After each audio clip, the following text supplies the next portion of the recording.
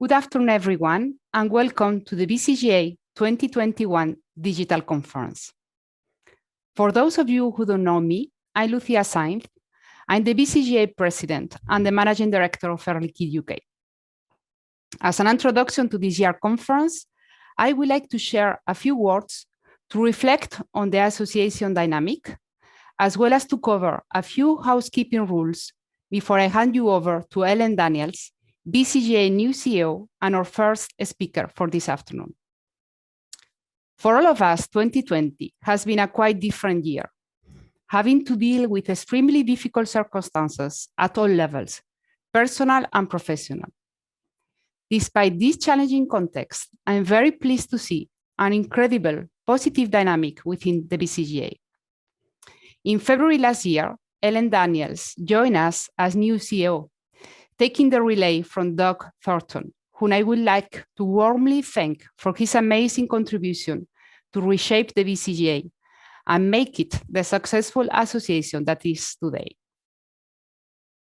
Since her arrival, Ellen has engaged with the different stakeholders and members and put together, supported by the Council, a comprehensive and ambitious strategic roadmap for the BCGA. To this regard, I would like to highlight the very positive momentum within the Council, reinforced by the arrival of Colin Trondley, Nippon Gases, Tony Edwards, Luxfer, Jim Mercer, BOC, and David Riggs from Routledge, and with a very strong engagement from all Council members through regular meetings and very constructive feedback to both Ellen and I.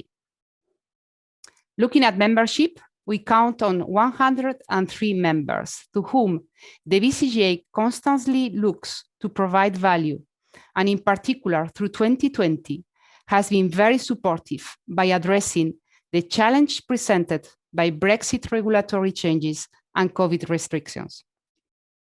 So in a nutshell, we could qualify 2020 from a BCGA standpoint as a very good year. Moving now to some housekeeping rules for the conference. Whilst we can be together in person this year, we like to make the event as interactive as possible. And therefore, we have scheduled some live Q&A sessions at the end of each speaker slot. If you have any questions from the speakers, please use the Q&A button across the bottom of your screen, which will enable the presenter to see these questions and ask them for you. You will also see that you have the option to vote up or down against other people's questions. This will help us to see how popular a question is and will move the question up or down the list accordingly. You can choose to ask your question anonymously if you would prefer. However, it will be great to see some names behind the questions. There is also a chat section, which is being looked after Sarah from BCGA. This will help us with any technical problems. You can also use the chat to talk about yourself. However, make sure that if you have a question, you use the Q&A, as the chat will not be monitored by the presenters. I know many of you have attended plenty of online events, in particular this year. However, just to remind you that we cannot see you or hear you. You can only see or hear the presenters and the speakers. I would like to thank our sponsors, Gottwald, who have supported this event as they do with our physical conference, and they are here in the chat if you have any questions for them. As mentioned, our first speaker for this afternoon is Ellen Daniels, who will be followed by two of our TSC chairs, Andy Webb and David Hopper, before we have a short comfort break. After the break, we will hear from Rich Gottwald from the Compressed Gas Association and Phil Kornbluth, giving us a helium market update, before our final speaker of the afternoon, James Routledge, who will be giving a session on mental health, a really important topic that I'm sure everybody will find useful. We'll then have a final chance for any Q&A before finishing day one. So without further ado, I'll hand you over to Ellen Daniels, who will be talking about 2020 a year like no other. Don't forget, you can ask Ellen questions, which we'll go through at the end using the Q&A section. Thank you. Thank you very much, Lucia, and good afternoon, everyone, and welcome to the BCGA Conference 2021. I'm Ellen Daniels, and I'm CEO of the BCGA. What I'm going to be talking about today is the year 2020 and how it was a momentous year for both the BCGA and the compressed gases industry. Now, you may think that the BCGA logo looks a little bit different compared to usual, and I'm going to explain more about that later on.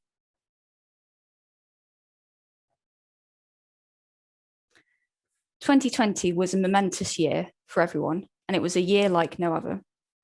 We had COVID and Brexit, which has focused a lot on our daily lives at work. But also, our general lives have changed. Now we think about face masks and hand sanitizer, and we also all conduct Zoom meetings online as well. 2020 was also a big year for the economy, with GDP dropping substantially, and whilst it has recovered somewhat, the future is still very much uncertain. However, 2020 was a big year for the industry, the one where it went from being the invisible industry to the visible one. The compressed gases industry was thrust into the limelight with COVID-19, with discussions about medical oxygen and dry ice, as well as nitrous oxide little canisters appearing everywhere, which many people have now seen. It was also a big year for the BCGA. I came on just over a year ago, taking over from the great Doug Thornton. And we also had Lucia Sainz, who you just saw now, who took over from Tim Holbert as president last October. Unfortunately, we also had to cancel our conference last year, which is why we're having our virtual one now. And we also shifted fully to online meetings, as well as providing support for members through different means of communications, such as by webinars.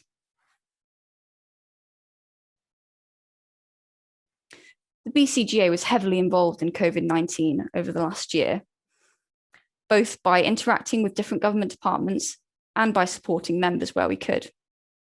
We made sure we were involved with the government departments on key discussions on the likes of vaccines, COVID-19 testing.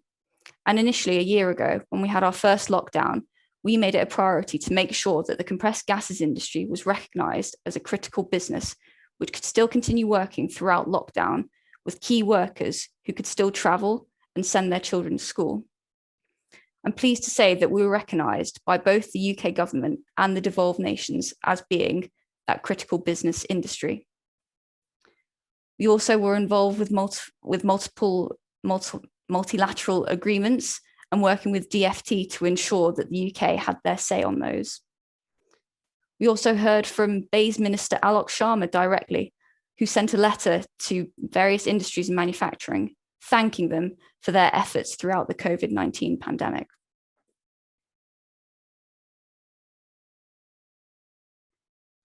Brexit has obviously been huge for the industry. BCGA has been involved with working with both members and government to make sure that after the end of the Brexit transition period, members could understand the new trading agreement between the UK and the EU. We made sure that we communicated various updates and changes to members where we could, particularly around the likes of PI and RO marks, as well as CE marking and UK CA marking. We also put together frequently asked questions for members on TPED, which is currently available on our website. We also even had a Brexit webinar in December last year, which included 4 government departments, many of which we've been working with generally on Brexit issues, whether it's on transport issues with the DFT, the likes of REACH and CLP, both topics we'll be hearing about later, and also working closely with BEIS, the business department, on the likes of trade policy and customs.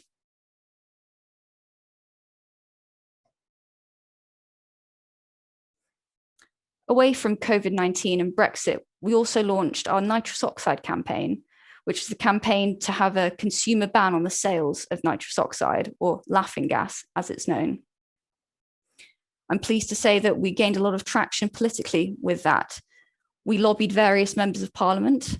There was a debate in Parliament on nitrous oxide, where we had several MPs speaking out favourably for our campaign, including the BCGA being directly cited in Parliament, which is a great achievement. We also had discussions with the Home Office as well, and I'm pleased to say that's progressing well. Moreover, we worked with members to put together leaflet 19, which is on your screen now, on the abuse of nitrous oxide. Furthermore, there was lots of media coverage of our campaign, which is fantastic, in both national and local media, including myself giving an interview to BBC Radio on that as well. And on your screen, you should be able to see various copies of news articles where our campaign was directly cited. This media interest also resulted in interest from MPs, with many then going on to do their own press release about the blight of nitrous oxide abuse in their own areas.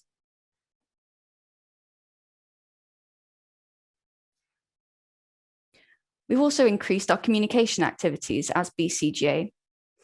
We joined the world of social media last year, and we're now active on LinkedIn and Twitter. And if you'd like to follow us on Twitter, please follow at BCGA Association, where we're tweeting regularly about what's going on in the gases industry and the BCGA as well. We hope to have more webinars this year after we had several last year. And also on your screen, you should be able to see how many people we reached through our various press releases and news coverage. Happy to say that last year we reached 18 million people, and many of that was down to the coverage of the nitrous oxide campaign in national media. There was a letter to editors, which was featured in the likes of the Daily Telegraph, which again was an excellent achievement and generally raises the profile of the BCGA and the compressed gases industry. And here you should be able to see various examples of some of the trade press coverage, with a regular BCGA column in Gas World, which comes out monthly, where we cover various topics of interest for the association and the industry.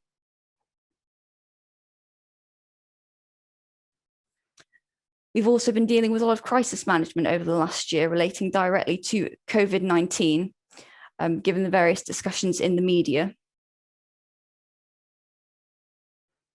Whilst Brexit and COVID nitrous oxide have kept us all busy, we've still been going with our day-to-day work of publications. We launched several new publications last year, as well as revising several. And I'm pleased to say that down to the fantastic work of Jake and the various members and committees, we're now up to 112 publications, which is a great achievement.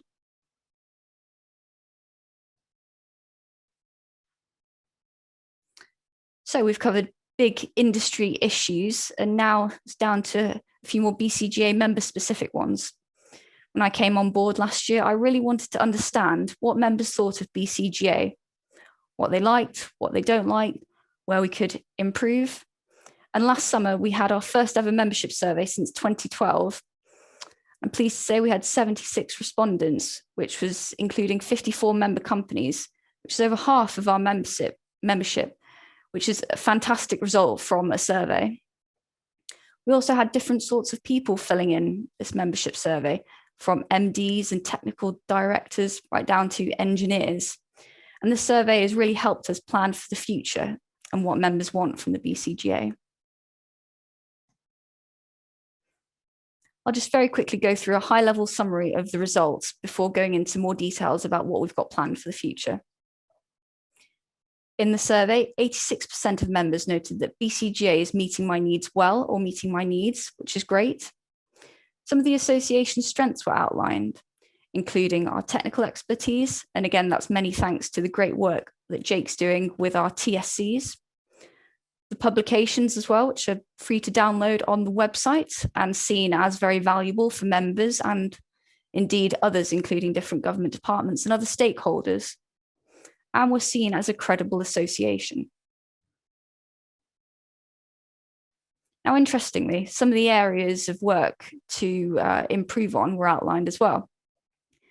This includes improving lobbying, specifically on Brexit, more EU lobbying, which is currently done through IGA, the European Industrial Gases Association. Reaching members who aren't involved in BCGA committees, which is an interesting one. And encouraging younger people into the TSCs and the industry itself, as well as having more diversity. Now, many thanks to all of those who filled out this survey. We also had questions on Brexit and COVID, but what I wanted to focus on is how the survey has helped us shape our plans for the future. Well, that was 2020, which, as we all know, was quite a huge year for everyone. But now I'm going to talk a little bit about what we've got planned for the rest of 2021 and beyond. Earlier this year, we launched a BCGA roadmap for the next 5 years. This was worked on at council level, and this put together the strategy for the next 5 years. And I'm just going to outline a little bit about what that roadmap has and what's in store for members for the future. Now, we updated the BCGA vision, which is now, the BCGA's vision is to be recognised by its members in the outside world as a professional, trustworthy association that proactively represents the needs of its membership through liaison with other industries, organisations, and key regulatory and political decision makers. Promotes safety and technical knowledge in the storage, transportation, handling, and use of industrial, food, and medical gases. Acts on behalf of members for the benefit of the environment, society, and industry. Now, in addition to updating the vision, we also wanted to make sure that we've got objectives to the next 5 years, as this will really help direct the work of the BCGA.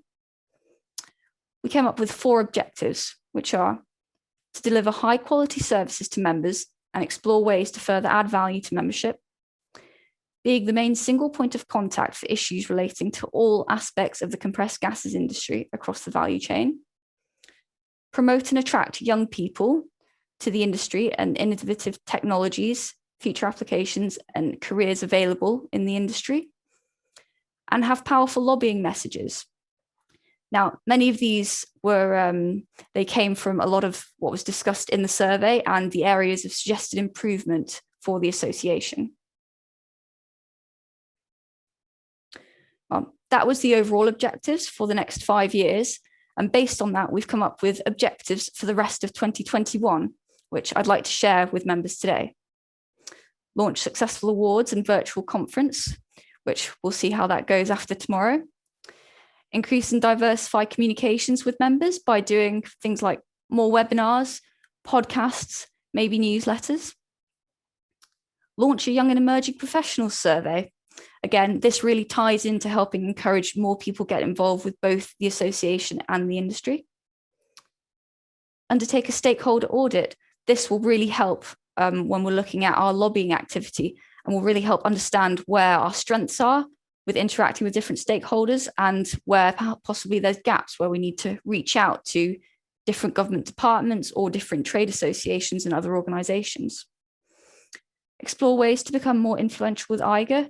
That's very important when you link it back to members wanting us to do lots more lobbying work on Brexit and within the EU.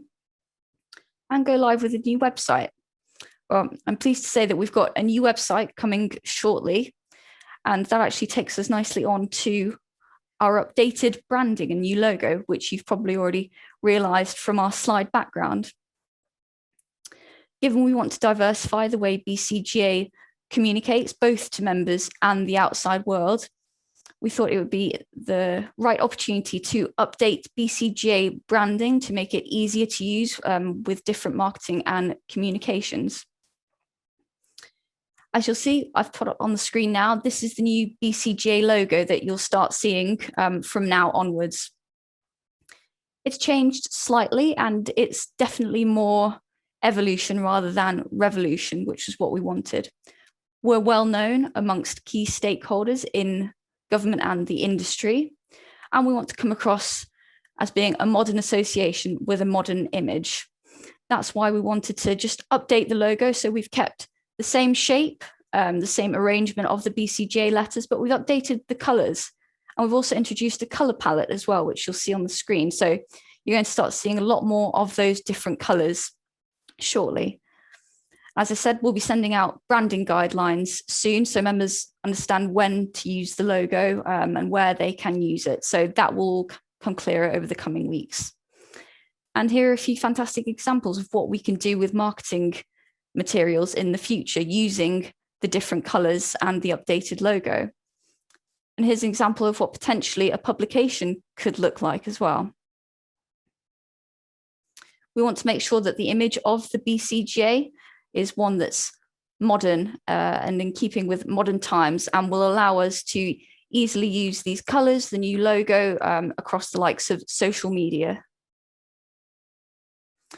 So I've talked a bit about changes that are going on in the BCGA, and now I'm just going to focus on a couple of areas, particularly to do with policy areas where BCGA will be involved in the future. Hydrogen is a fantastic example of this. Hydrogen seems to be the buzzword now within both industry and government, with the Prime Minister saying that the government will be investing hugely in the hydrogen industry. There have been talks of the likes of hydrogen trains, planes, ships as well. And politically, there's lots of areas we can get involved with hydrogen.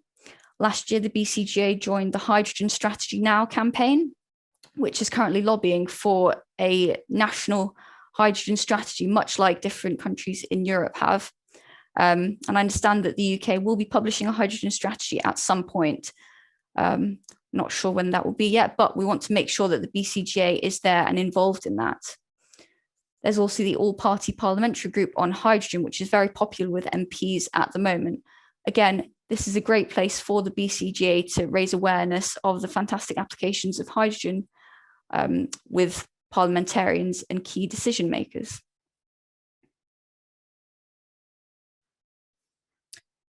Well, as I said before, a key theme, I think, for the future is definitely STEM and involving younger people in both the industry and the BCGA itself. We're going to have a STEM area on the website, which highlights possible career paths you can take when you come into the gases industry, as well as other organisations that we're working with at the moment, or we've had discussions with, who can really help promote the industry. We've had discussions with a couple of the organisations listed on there. Primary Engineer, they aim to inform and educate children of primary age about the STEM subjects as well. And they also run the likes of competitions, and if they need certain speakers or people from different industries to go into schools, then they're a great one to link up to, and we can facilitate that link between Primary Engineer and members if members are interested in getting involved in talking at local schools.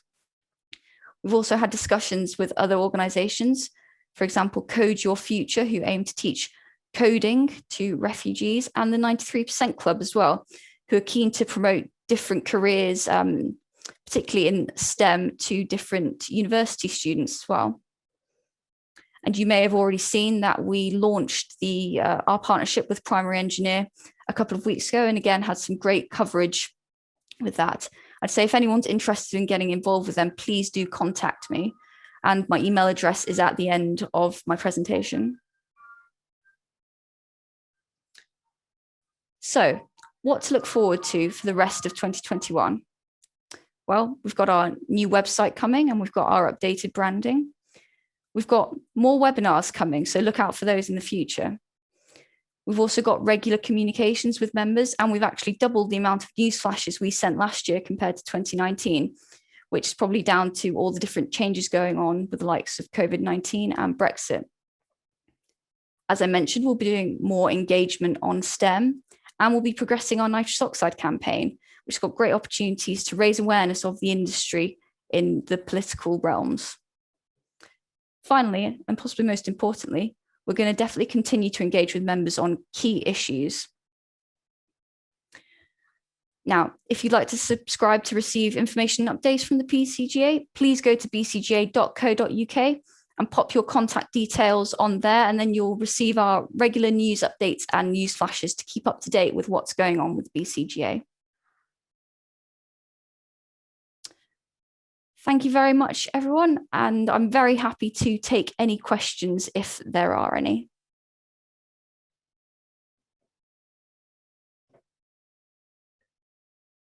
Thank you, Ellen. That was a very interesting presentation. I'd be particularly keen to see how we're going to involve our members with STEM, and I look forward to introducing some younger people to work with us, a slightly older generation. Definitely, Jake. And so let's have a look and let's see if we've got some Q&As for you. Maybe we can answer together. Sure. So one from David. So he says, I'm interested in the nitrous oxide leaflet. Can I download it from the website, and can I order printed copies, which he wants to distribute locally? So. Oh, fantastic. Well, the answer to both those things, David, is yes, you can. If you go on to bcga.co.uk and you click on our link to publications, it is under leaflet 19 and you can download it from there. And if you would like some actual physical copies of those, we do have some in the office. So please drop myself an email or Sarah on admin@bcga.co.uk, and we can send those out to as many as you like. And likewise for other members, if anyone wants to give those out, we've got ample printed copies. So please do let us know if you'd like to hand them out anywhere. Excellent, thank you. Somebody here is asking, they say they like the new logo, which is great. Oh, so fantastic. And they say, can I have a copy to have printed on my work van, and also for the paperwork that we send out to customers? Oh, great. Well, firstly, it's great to hear that we've already got fans of the new logo. Again, yes to both those questions. We will be sending out branding guidelines shortly, which will have the correct colors and the correct quality and the type of file that they need to put the logo on their website if they'd like, or to pop it on a business card. And as I know, some members like to include it on their business card. And yes, it'd be great if they would like to put it on their van. Again, please contact us directly, and we can get involved with arranging that. We've got our new website coming, and we're hoping to have a shop area on the new website where members will be able to look at things like that. Again, if anyone's got any suggestions or any ideas of what they would like to do with the new logo, please do let us know, because we're keen for members to promote their membership of BCGA. Excellent. We've got one here from Vladimir about, and excuse my pronunciation if I'm slightly incorrect there, but about hydrogen.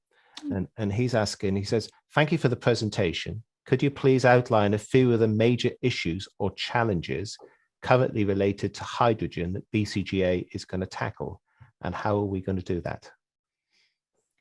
Great. Well, Jake, I think we could probably do this one together.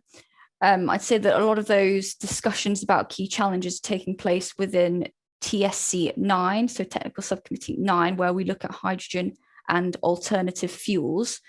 I'd say, given my background is in politics and strategy, I think at the moment one of the big challenges, and that's something we need to work together with other industry associations on, is lobbying MPs and Parliament and making sure that they understand the many benefits of having hydrogen as a fuel itself.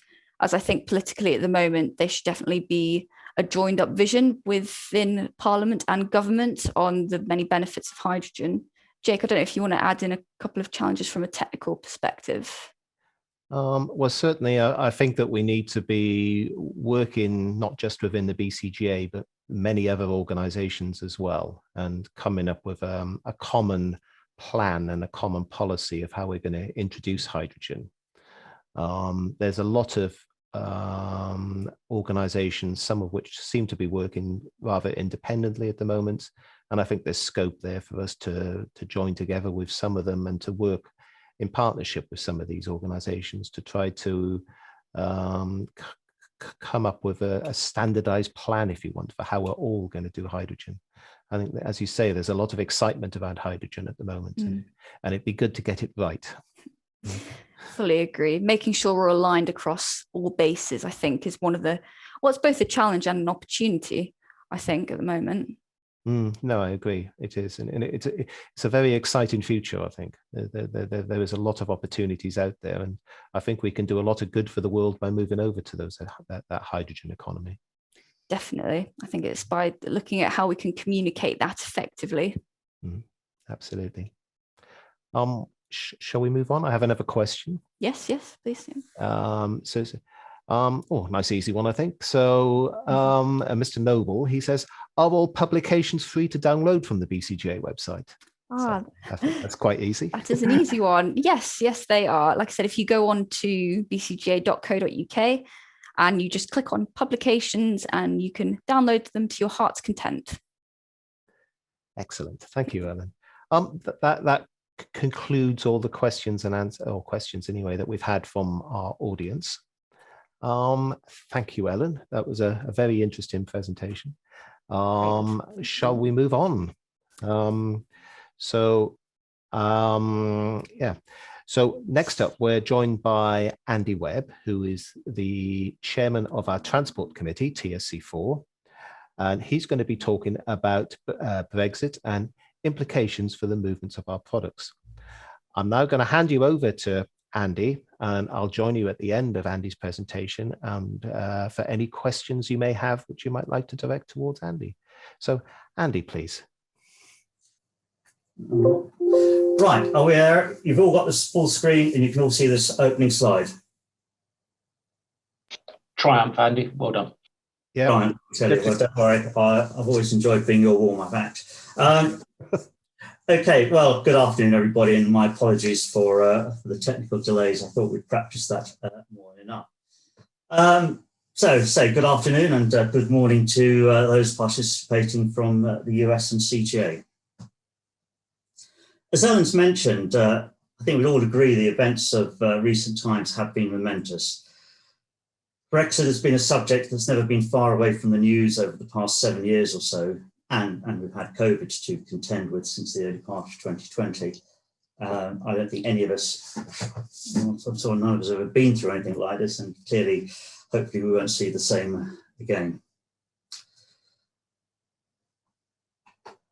All right. Right, hopefully that's moved on to the next slide. What I'm going to do is give a brief overview of how Brexit is in fact impacting the movement of our products, but also I shall be going beyond looking at just the movement of products as well as some of the technical aspects.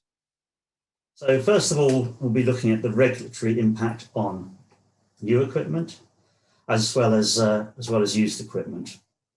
And finally, we're going to be looking at some of the movement of dangerous goods aspects. I'm sure many of you are going to appreciate that covering such an extensive subject in a short period of time can only give a brief overview. We're only a few months into the post-Brexit world, and that coupled with COVID means that we are not seeing the full impact of Brexit, that's for sure. We really are on a journey to understand how we're going to operate in this new environment. And inevitably, there will be adjustments to be made as we better understand the process, regulations, and so on and so forth. I think one of the things I would say about preparing the presentation is you begin to appreciate just how complex the subject has become. And so I do hope this provides some clarity, but I suspect there'll be a fair number of questions about it. I think it would be worthwhile looking at some key dates on the relationship between the United Kingdom and what is now the European Union. In 1957, the Treaty of Rome created the European Economic Community. This was signed by 6 countries, and they were France, Germany, Italy, Belgium, Netherlands, and Luxembourg, or Benelux in short, the last 3.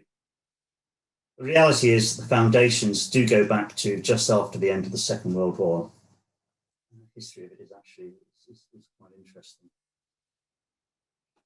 1973, after much debate, some of us were around and some of us and indeed remember it, the United Kingdom joined the European Community, European Economic Community. Incidentally, the Republic of Ireland also joined in 1973. Then, in 1977, customs duties were abolished between member states. Again, this was moving towards a single market. And finally, a momentous time was 1st of January 1993, when the single market was completed ensuring the free movement of goods, services, people, money, and the European community became the European Union. Incidentally, I moved to Brussels in the last days of December 1992, and well remember the paperwork I had to complete to move all my possessions over. 1999, moving on, we had the original Transportable Pressure Equipment Directive, TPED, bear that one in mind.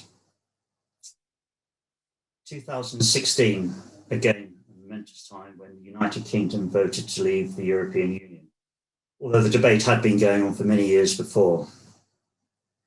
And finally, on 31st of January 2020, the United Kingdom left the European Union, and coincidentally, I left Brussels 6 months after that. So that gives you the background to the European Union and where it is, and say some of our key dates are in our relationship. So 1st of February, a new relationship starts between the EU and the United Kingdom. Well, we talk about transportable equipment or transportable pressure equipment. It's a term bandied around, but what does it really mean? What is impacted? Well, really, it's everything. Be it tankers, battery vehicles, cylinder valves, bundles of cylinders, carbon dioxide tanker, pressure receptacles, gas cylinders, more gas cylinders, and portable cryogenic tanks. So really, it is everything. The movement of dangerous goods involves a lot of bits and pieces of equipment. Anything that moves, or almost anything that moves, is involved. So it is, for us as an industry, Brexit has a significant impact. I'd like now to turn towards the legislative side of the transport of dangerous goods. And I'm afraid this is really where it starts to get a little bit complicated. And I think we've all taken a little bit of time to understand, to try and think about how it is impacted. And we have been obviously in close discussions with various authorities and, of course, in particular, the Department for Transport. I think I should say at this point that anything to do with the transport of dangerous goods involves a lot of abbreviations, acronyms, and so on and so forth. So I hope spelling them out will help those not so familiar with dangerous goods regulations. So, the transport of dangerous goods is covered by the carriage of dangerous goods and use of transportable pressure equipment regulations, fortunately abbreviated to CDG. So do bear that in mind. Regulations do talk about carriage, but just consider the terms or the words carriage and transport are interchangeable. So, CDG regulations implemented the transportable pressure equipment from the EU and the European Agreement concerning the International Carriage of Dangerous Goods, ADR, into UK legislation. I will come on to ADR in a little bit more detail in the next slide or so. So, as the UK had left the EU and EU directives are no longer part of UK law regulations, the 2009 Carriage of Dangerous Goods regulations needs to be amended to ensure that ADR is still part of UK regulations. So CDG 2020 arrives, and CDG 2020 is an amending piece of legislation, so it needs to be read in conjunction with the previous amendments to the regulations. This is the point I'm wondering in life why I didn't become a lawyer, but there we are. The asterisk against CDG is to note that there are separate CDG regulations for Great Britain and Northern Ireland. GB is England, Scotland and Wales, and the UK, England, Scotland, Wales and Northern Ireland. So as an interlude, let's just give a shot of what that looks like. And let's talk about the geography, and now is an opportunity to have a look at, or give a brief overview of the geopolitics of Europe. So Great Britain is the official collective name of England, Scotland and Wales and their associated islands. It does not include Northern Ireland. So that's what it looks like. That's Great Britain. Then we come to the United Kingdom of Great Britain and Northern Ireland. This is full name, refers to the political union between England, Wales, Scotland and Northern Ireland. The UK is a sovereign state, but the nations that make it up are also countries in their own right. So that's what the UK looks like. And those of you that are interested, the source is the Ordnance Survey of the UK. I guess the point of people say, well, the United Kingdom's got 4 nations. The advantage is we get 4 shots at the World Cup.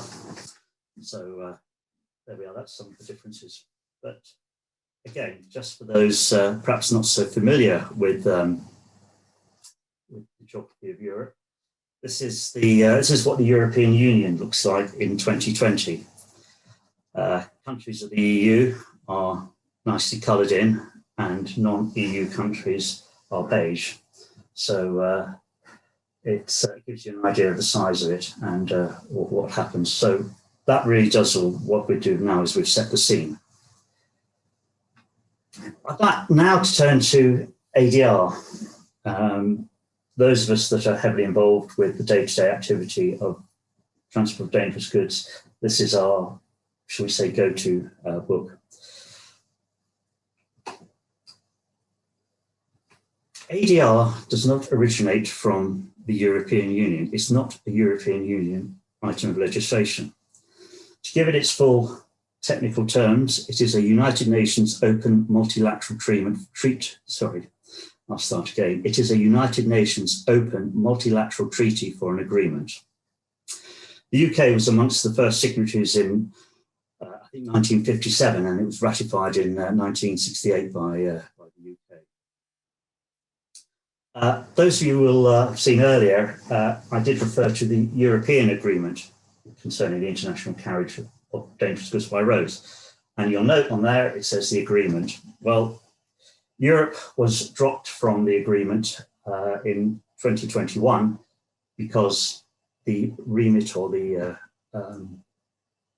number of countries that are involved with ADR are much larger and they go beyond. So, for example, Nigeria and Uzbekistan are signatories to ADR.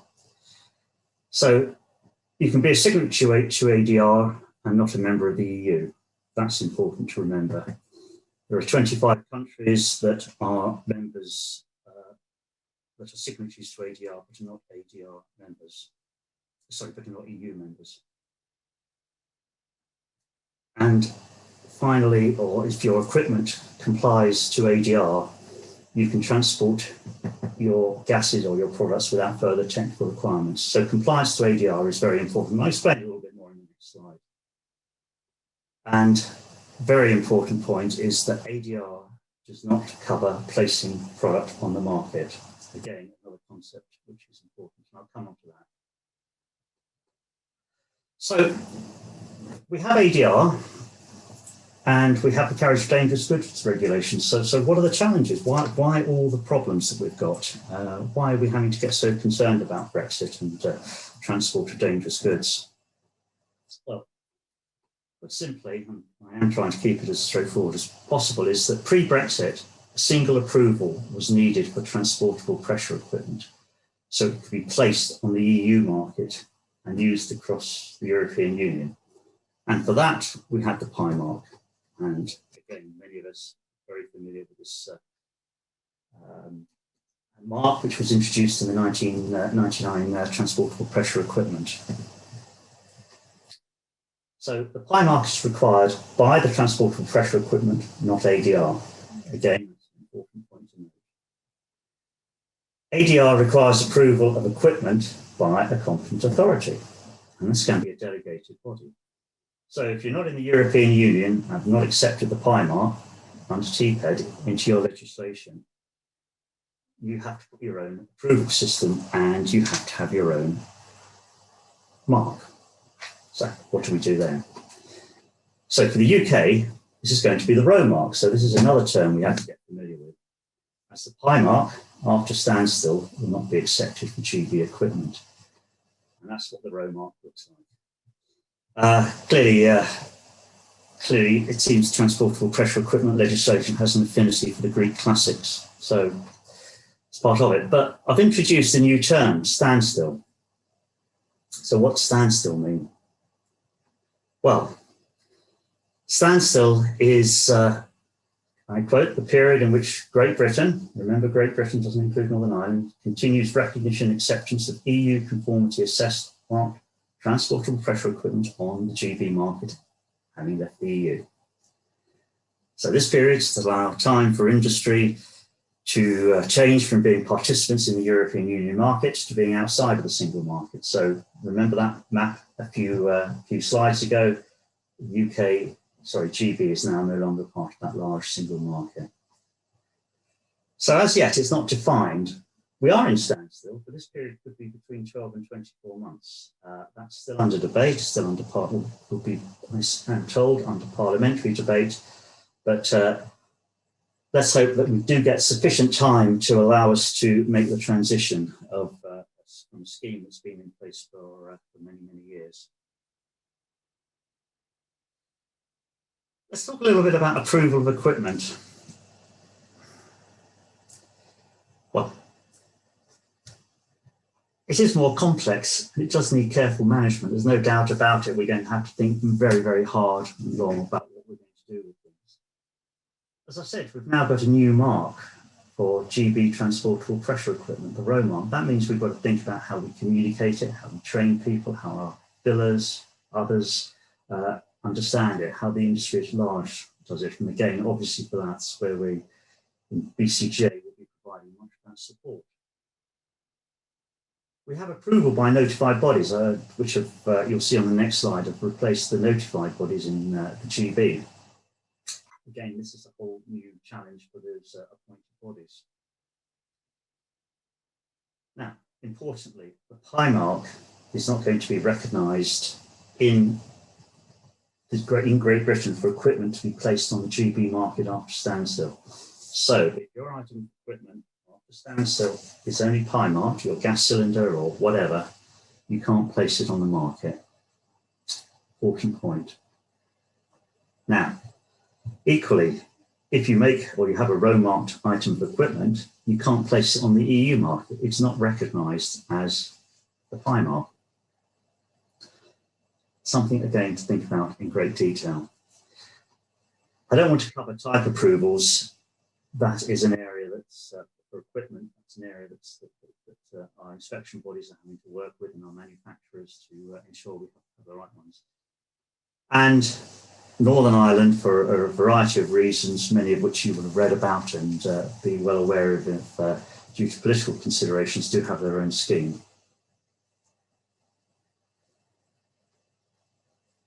Looking now at new equipment, we've got to approve it. Well, during this standstill period, you can see from this slide, which is the sources from the DFT guidance, you have a choice of, let's think my gas cylinder, a PI mark, or you can put a RO mark on it, or you can put the PI plus UK Northern Ireland mark on it. Northern Ireland, as I say, is different, and it's almost a discussion and presentation on its own. So you can see for those up to the end of standstill, we have a choice of what we're doing. Post standstill, it becomes almost a little clearer. But again, we need to think about where that equipment's going to operate. For example, if I have a gas cylinder, a bundle of cylinders, I'm going to put it on the market in both the European Union and put it on the GB market, then I'll have to think about dual coding. That's going to have implications for approval of new equipment and also for retesting for the periodic inspection. So the status, as I said, of inspection bodies is changing. This slide, again, I have to thank DFTs for their guidance note. It tells you about how the change status of UK, United Kingdom, remember that includes Northern Ireland, how inspection bodies will be changing. And you can see that if you're established in Great Britain, you can become the GB appointed body, but you must apply the RO mark. If you're established in Northern Ireland, a different set of circumstances. You remain a TPED NOBO, but you must apply the Rome, Primark, and UK Northern Ireland. So it is, again, a whole new area of activity. I mentioned periodic inspection of equipment. That's what we do a lot of, certainly in obviously, excuse me, in gas companies. So we need to think about where is the periodic inspection? It will depend on the intended market. So if you have existing PI-marked equipment, it can be inspected by an EU notified body and continue to operate in Great Britain. So that's relatively straightforward. Existing PI-marked equipment can be inspected by a GB body, by a GB appointed body, and if satisfactory, a row mark can be applied to the item of equipment. So, great. But PI-marked item of equipment, as you can read here, that has been inspected by a GB appointed body and row marked, cannot be placed on the EU market, although you can transport it. It can be transported as part of an AGI journey. And the reason for this is that the equipment has not been inspected by an EU notified body at the time of periodic inspection. A question that has been asked is that if you have your originally PI-marked item of equipment, you then row mark it when you do the periodic inspection, can you then regain your PI mark or your ability to put it back onto the EU market? We believe that you can do, because so long as the cylinder has then been inspected by a notified body of the next periodic inspection. But again, this is part of things that we have to clarify and we have to make sure that we are clear upon.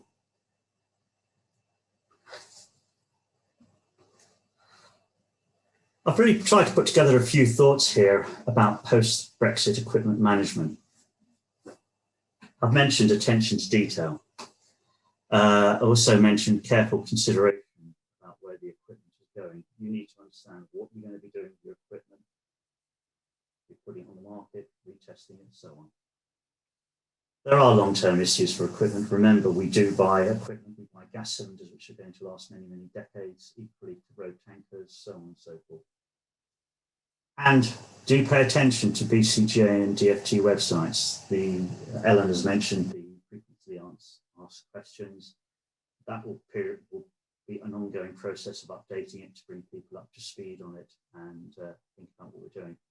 I should also add that for pressure equipment, there is a similar set of frequently asked questions. So it is a challenge to keep on top of it. I'd like to sort of come towards the end of the talk about some of the movement of our products. This is selected items, and I spoke to a number of people who are, shall we say, at the sharp end of moving product around. They get much more involved in the administrative aspects. So, for example, they've said, well, there are requirements for paperwork, but they're more so than they used to be. Someone said, it may be tariff-free, but it's not form-free. I think many of us will have heard that in the press. Cabotage changes, that doesn't affect us so much as others, audience, but nevertheless, it's something we have to be aware of, and one or two of our BCGA members do have a little bit of cabotage. Passports, you've got to make sure you've got at least 6 months. So your drivers, if they're going over to the EU, have to make sure they have at least 6 months validity on those passports. Equally true if we're going on holiday. Things such as an exit summary declaration that needs to be completed. Requirements for business visitors and posted workers, you need to be aware of that. Those are things that involve us, so that we may well be sending people over, for example, to be working on periodic inspection or something. Number plates. This is an interesting one, which I hadn't quite appreciated. I was speaking to a French friend whose brother-in-law is a French policeman, and he, tongue-in-cheek, said they could see this as a positive revenue raiser for the summer. Many of us will have number plates that look like the top. You need to put your GB sticker on it. If your number plate has GB with a Union flag, Union Jack on it, you're okay. It doesn't need a sticker. These are the sorts of things that trip you up. And last but not least, don't forget your sandwiches, or rather do forget your sandwiches. Remember, meat or products containing meat or milk or dairy products, you can't put them in your sandwiches. That's a fact. So there is much advice from BCGA, as I've said, and from the UK government. Do keep referring to it, especially even if you're going on holiday, you need to think about this. My final slide is really to give some long-term thoughts for what's going to happen, what has happened. The world has changed, there's no doubt about it. It's been quite dramatic. It is very unlikely to revert to the previous scheme. We are in a new phase. For us and our equipment, no mutual recognition for inspection bodies as with other non-EU countries in the short term. For example, Switzerland, which I was a little bit involved with in my previous life with the European Industrial Gas Association, does have a mutual recognition agreement. I can't emphasize enough, keep looking at FAQs on BCGA website. And I think finally, we've got to learn to live with it, and I think we're going to have to work with it. And again, on some of the positive aspects I have heard from people are saying it's getting a bit easier. For example, the Kent access permit has requirements for that's been removed this week. So there we are. So thank you very much, and my apologies for the glitch at the beginning.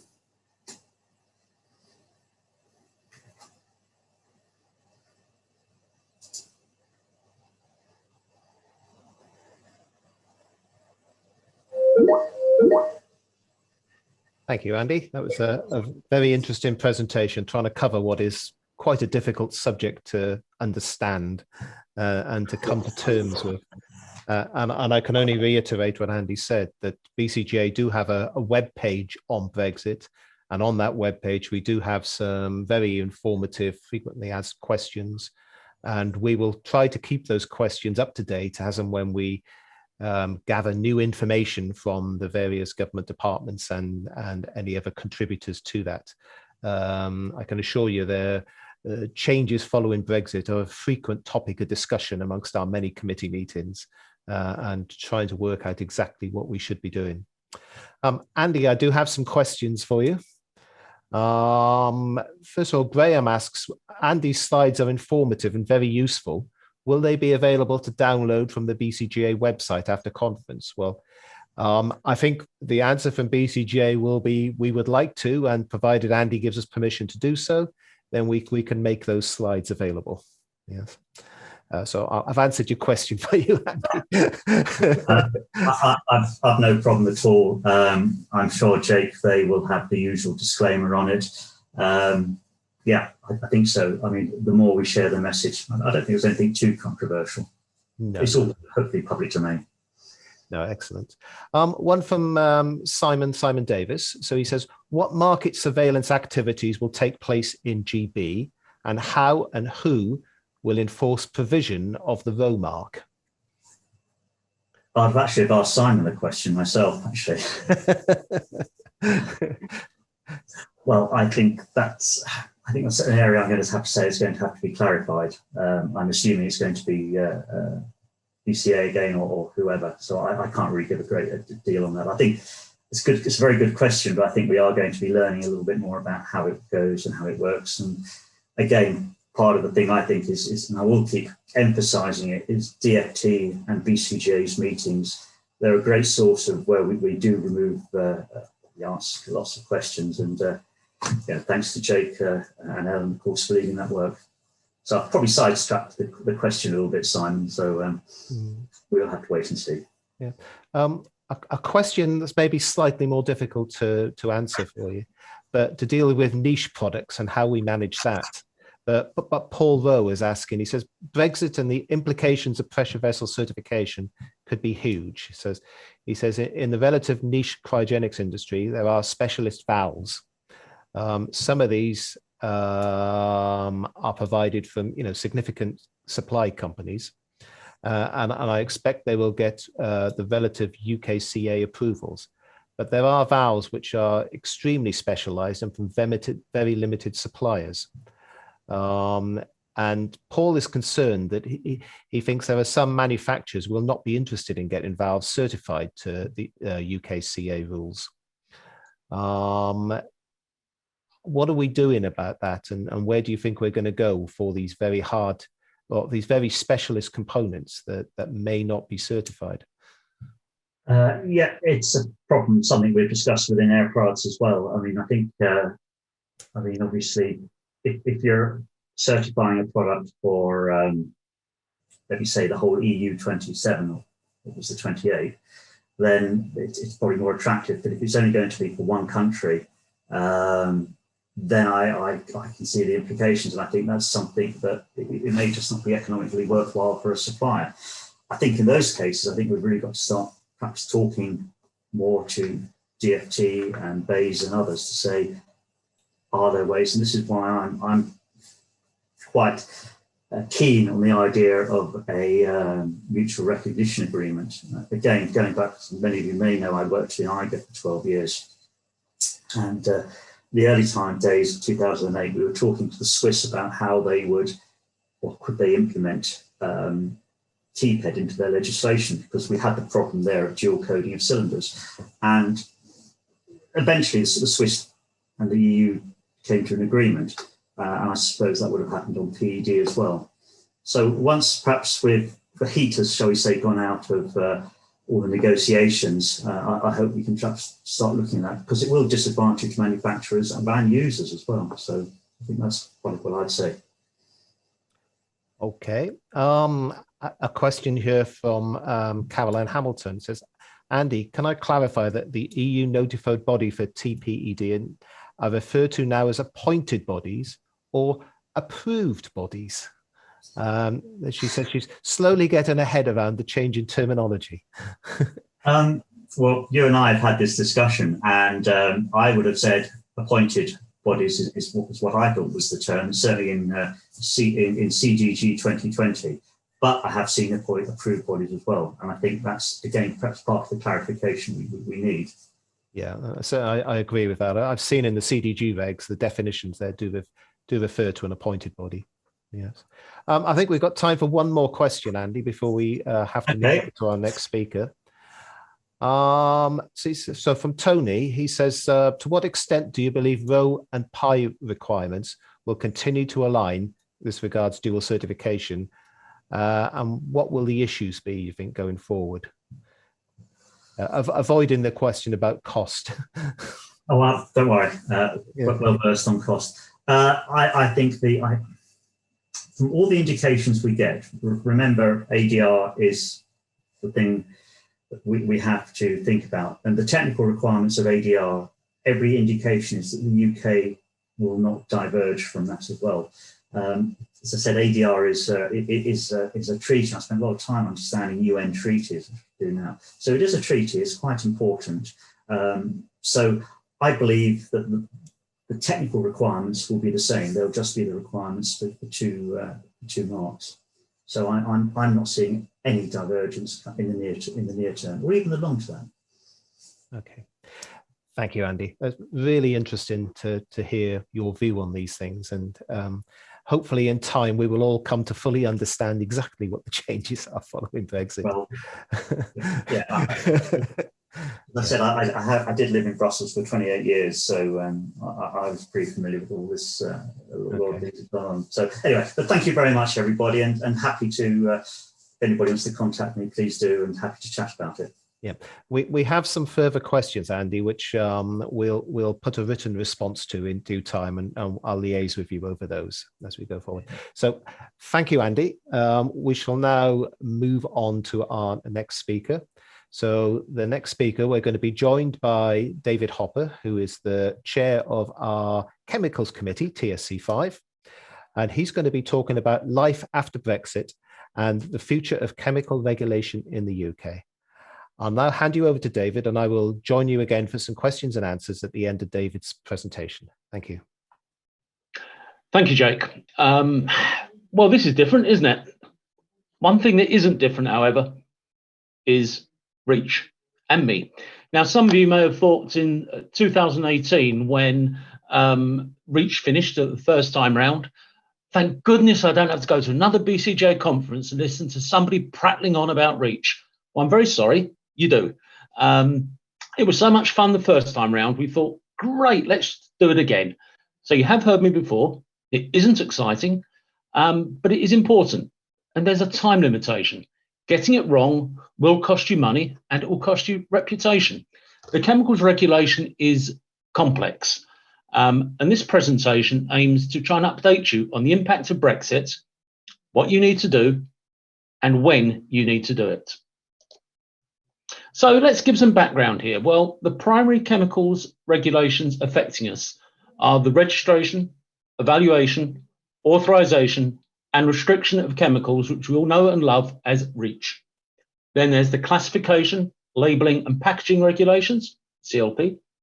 The plant protection products, biocidal products, both slightly niche areas, but they do affect us, and prior informed consent, which relates to the import and export controls of certain chemicals and substances. Now, all of these were covered by EU regulations and directives.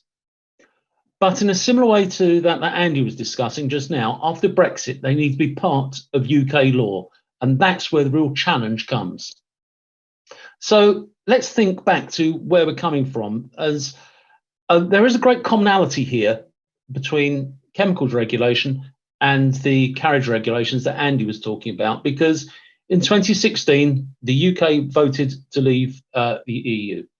And in 2017, we triggered the Article 50 of the Lisbon Treaty, meaning, yes, we really were going to go. And in January 2020, signed the withdrawal agreement, which fixed in law a time that we would leave the EU, with or without a deal. We ran right up to the wire, as I'm sure all of you saw in the media last year. And on Christmas Eve last year, we got a Christmas present.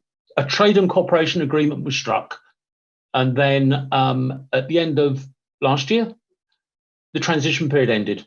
We were now no longer part of the EU. And that's when the fun really starts. Because let's face it, the EU regulations took years and years and years to develop and implement. We were part of the EU for, what, 40 years or so. So trying to rip this all up at once and move to a new regime was never going to be easy. Now, the starting point was what was called a lift and shift. Take the existing EU regulations and directives into UK law. But because of the Good Friday Agreement, then, as we've already said before, in Northern Ireland, the EU regulations need to remain anyway, in perpetuity, as we understand it. So it's a bit of a challenge, but the first point, move the existing regulations. Fine, so far and so good. Which regulations are we talking about? Well, primarily the REACH, Amendment, etc. EU exit regulations. Lovely, catchy title. Unfortunately, these are not consolidated into one document. It's 3 sets of amendments. You need to read all of the 3 documents together. It's quite a convoluted and difficult process, but it's a primary set of regulations. Then there's the plant protection products, miscellaneous amendments, regulations. And then the next 3 sets, you note the phrase GB at the start of each of them, because these apply not to Northern Ireland, but to the rest of the UK, as it were. So it's the classification, labelling and packaging of substances regulations, the prior informed consent regulations, and the biocidal products regulations. Now, in the new world, the policymakers are the Department of Environment, Food and Rural Affairs, and the competent authority for implementation is a Health and Safety Executive. That's new. So, okay, what's the fuss? Well, currently, the technical regulations of the new laws are the same as the old requirements existing when we were part of the EU. There is, however, no certainty that that will continue to be the case. There may well be divergence. Now, that's not too much of a problem, except for REACH and CLP, the classification, labelling and packaging regulations, where the compliance was controlled by the European Chemicals Agency based in Helsinki. Now, we don't belong to that anymore. We've got very limited access to it, and so that gives us a primary problem. And the UK has had to set up a completely separate regulatory regime. This has significant demands on the supply chain for the UK, and REACH is a really big issue. So this presentation will focus primarily on REACH and CLP. Now, REACH compliance has always been driven by your position in the supply chain. You can be either a manufacturer, so making acetylene from calcium carbide, for example. You can be an importer, buying and importing from outside the REACH area, which could be the UK or the EU. Or lastly, you can be a downstream user, for example, using the acetylene to weld steel or to make gas mixtures. Now, manufacturers and importers, they have the obligation to register the substance. The downstream user has only a very simple obligation, that's to ensure they procure appropriately registered substances. The challenge, is that UK companies' supply chain position for REACH has changed completely since Brexit. And it's the downstream user that's the most problematic issue. Before Brexit, anything we brought in from the EU to use in the UK as a downstream user needed no registration by a UK company. So, for example, if we brought in acetylene as an example from Europe, it had a registration in Europe, we could bring it into the UK, no problem, we needed to do nothing. But now, the downstream user in the UK has become the importer because it's coming into the UK from an area to which we no longer belong. And so the downstream user has the registration obligation. That actually cuts both ways, as EU companies using a substance registered only by a UK-based company will now have to register that as an importer into the EU. And don't forget, Northern Ireland is effectively the EU for the purpose of regulation. So it all gets a bit messy, a bit complex, but the downstream user has now something to do, whereas in the past, they didn't. And what's required to be done is quite complex and quite expensive. So by overview, there are some things that haven't changed and some things that really have. So where there is no real change from EU REACH is that the limits are the same. So it's a registration of substances manufactured or imported at greater than 1 tonne a year. The roles in the supply chain definitions, they're the same roles. The tonnage bands are the same and the information requirements are the same. There are candidate, restriction and authorization lists. They've all been lifted and shifted, so they've not changed. But on the other hand, what has changed? Grandfathering, comes out in a minute. Downstream user import notifications, which we'll refer to later as doings because it's much quicker to say, and transitional provisions for full information requirements. There's a new IT system called Comply with UK REACH. The Health and Safety Executive is the competent authority now, and we have very little access to the European Chemicals Agency. So those are the changes, and they have far-reaching impacts. Now, grandfathering is the first thing I want to cover. This is a quick way of making sure that if you previously, as a GB legal entity, had an EU REACH registration, you could transfer them, grandfather them, bring them in to UK REACH. And it means you have a deferred timeline to comply with the full information requirements, but you've got to do it by the end of next week. So not much time. What do you need to do? You need to create an account in the Comply with UK REACH IT system, and you need to provide an initial amount of information, which needs to be in what's called an IUCLID6 format file. In the past, IUCLID, which is the software that you need to use to register a substance, it had previous versions. The IUCLID 5 version has different data points to the Euclid 6. So if you've got the file in the old format, it isn't just a straight cut and paste because there are additional data points, and that could give you some challenges. But you've got to the end of next week to sort it out, so that's okay, isn't it? But I said that the downstream user import notification was the real change.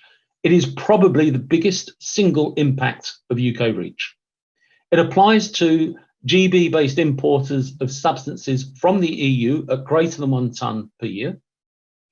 And it also applies to a GB-based legal entity that brought substances or mixtures into GB from outside of the EU under an only representative agreement held by an EU entity, and you wish to continue to do so. And it also applies to manufacturers based outside of GB who want to appoint a only representative on their behalf. That's quite convoluted, it's complex. Ask me about it later if that's a challenge, but that's where it applies. and it's the downstream user that's the important bit here. Downstream user doings are a time-limited way of reducing the burden of suddenly becoming an importer. If we didn't have those, we'd be in a terrible position. It gives a deferred timeline for registration, but you need to get your doings in by the 27th of October. Don't miss that deadline. So what do? Well, you need to create an account and comply with the UK REACH IT system. That you need to indicate you're an existing downstream user, and you provide information on the substances imported using a single Excel file spreadsheet from the system. You do all your substances at once. It's not difficult to do. It is the first thing that you really must do if you believe you are a downstream user. Vital to do that. Failure to do it by the end of October will give you massive problems for the future. I talked about only representatives. Now, an only representative is a strange concept. Basically, it means that it's a way of appointing somebody within GB to fulfill the obligations of the GB-based importer. What that means is, for instance, you can maintain access to the market by reducing the responsibility for the importer. So some manufacturers in Europe may wish to make things easy for their UK customers by doing the work for them effectively. That was always the case in the EU as well, but don't forget, when you're looking at the EU, it's a market of 27. The UK is now only just a market of one, or GB rather, market of one. And that only representative cannot be just an office. It's got to be an established natural legal person. They've got to have the information, the background, and then needs to be appointed by mutual agreement. And that only representative has a large legal responsibility for complying with the requirements for importers under the UK REACH requirements. But timescales, these aren't generous timescales. In the EU REACH, when it first came in, we had 10 years to comply, and it was still tough. We haven't got 10 years this time. We've got, dependent upon the hazardous property and the tonnage that you're importing, different deadlines exist. Now, these deadlines, they are strict, but they're more relaxed than the first draft that came out a couple of years ago. In essence, we've got up to a maximum of 6 years from the end of October 2021 to complete the registration. Now, the registration, I must emphasize, is not just simple fill in a piece of paper. It's a huge amount of work. And I need to add a warning here that for any new manufacture or import, there's immediate registration under UK REACH. So before you manufacture or import greater than 1 tonne a year for the first time, companies must complete the full inquiry process and provide a full registration dossier. Now, that dossier is expensive, typically tens of thousands of pounds per substance, and it's lengthy. The times aren't known yet, but from experience within the EU, I can assure you it's many, many months. And when we look at submitting these registrations, there will be many companies wanting to register the same substance. So these companies are grouped together in what are called substance groups. It's not clear yet how that will work or how much it will cost. But what will happen is that potential registrants for a substance will be added to a substance group. Once they're either grandfathered, completed a doing or an inquiry process, they'll all be pulled together. And the idea is that they work together to generate a lead registration dossier. Now, in the past, many registrations within the EU were done under a paid-for letter of access. A letter of access is something effectively a signpost to data held for registration within the European Chemicals Agency. It does not mean you actually have that data. You just have a, if you like, an index point to it, and you pay for that, quite a lot of money in some cases. Now, because we now don't have access to the European Chemicals Agency, we may need to redo the data exercise or pay again. It's been quite controversial. It might mean some more animal testing, for instance. This is one of the big issues here. Now, some consortia in the EU have taken a very generous approach, and they've said, well, you've paid for it once, you don't need to pay for it again, have the letter of access for free. Others haven't said that. It's not clear yet how that will work out, and there may be a lot of issues still to cover. As if all of this isn't enough, then the GB-based companies experience challenges when trading now with the EU, because some customers in the EU will not accept products without proof of registration under EU REACH, which may need the GB-based company to appoint somebody in the EU as an only representative. And as I said, it can't be just a nominal office. There must be an established presence with staff capable of doing the job. And some substances that previously were exempt from registration, and there's been a lot of talk about recycled substances, for instance, may now need registration on imports into the EU. So it's all quite confusing, quite complex, and it's going to take time. And also, we can't forget the implication on safety data sheets and on classification and on labels, because we need to include the UK REACH information on the safety data sheet. So all safety data sheets will need to change within GB. And the GB regulation for classification, labelling and packaging adopts the United Nations system. The old EU system did the same. So there's no real change yet. Might be in the future, but at the moment it's the same. And fortunately, all existing EU harmonised classification and labelling in force at the end of 2020 is retained in GB and what's called the GB mandatory classification and labelling. But supplies to Northern Ireland must still meet the EU CLP. Practical feature of that, it means that labels and safety data sheets in Northern Ireland will be different to GB. Addresses, things like that. There is a difference, and it's an important factor to remember. We've also got the concerns over biocidal products and plant protection products. Niche areas for our industry, but it is applicable to the gas industry for some products, such as CO2 when used as an agent for eradicating termites, for example, or for ethylene in ripening bananas. It's complex, it is linked to REACH, and there's an authorization process. It needs a complex dossier, and it needs competent authority approval. If a substance is approved under biocidal products, then it's considered as registered under REACH. So that's a really good thing to remember. There are a few positive things here. Not many, but there are some.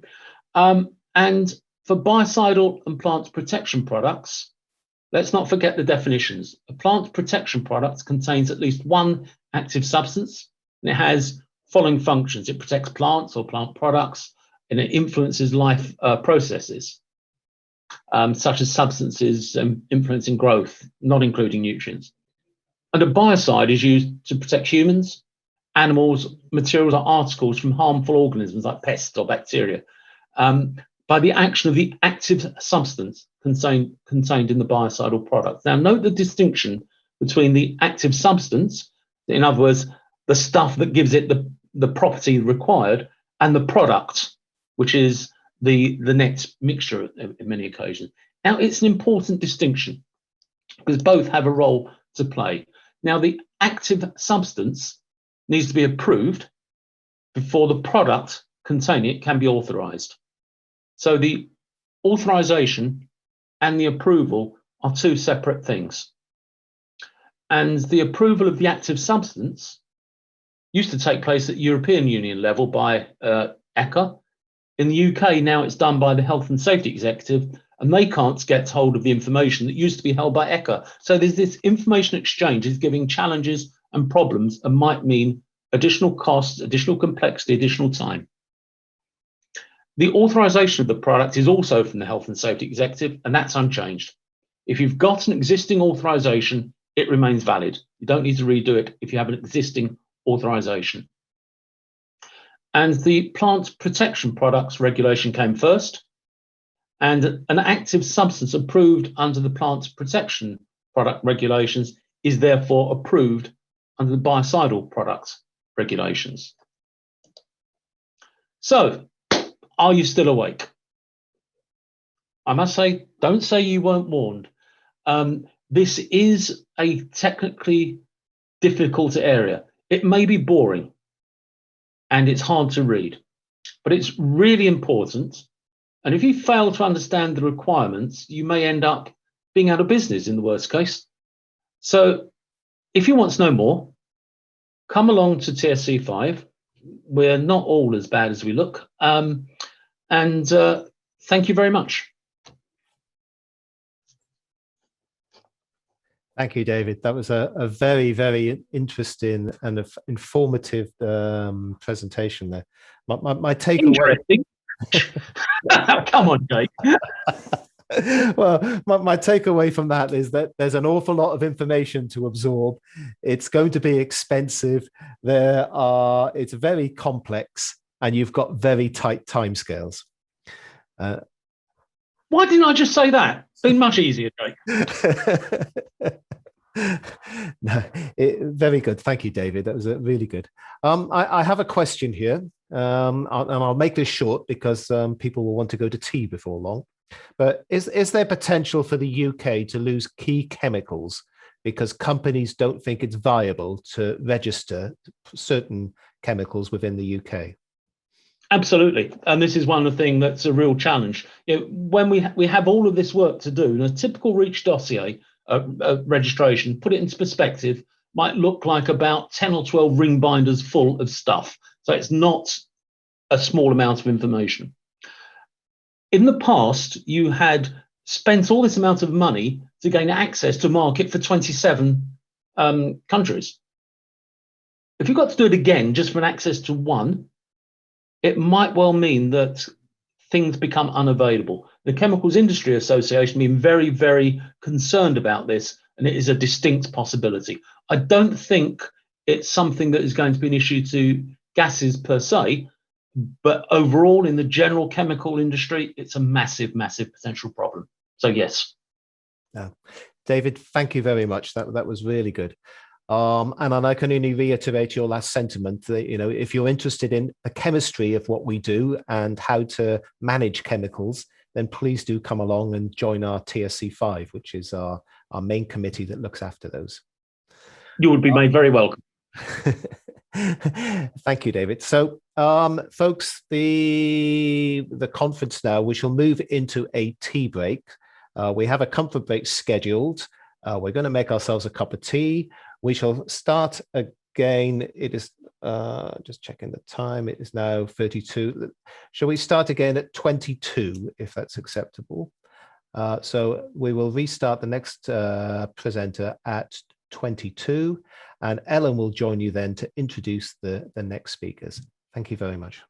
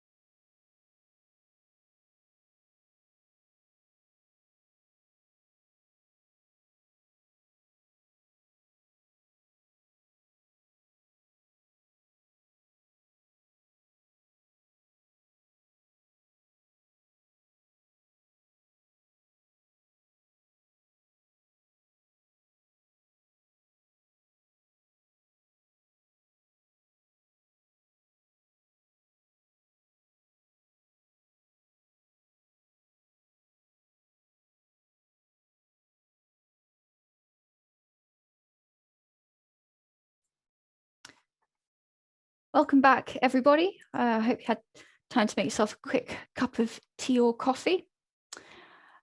So for the rest of the afternoon, we're going to get started, and we're now going to be joined by Rich Gottwald, who is president of the Compressed Gases Association.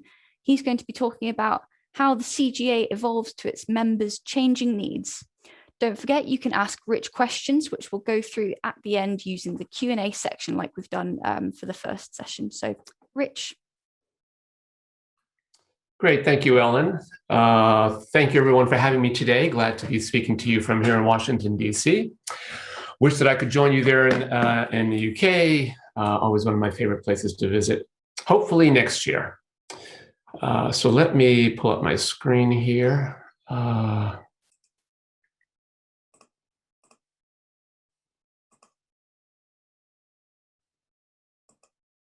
Okay, so for those of you who don't know me, I'm president and CEO of CGA.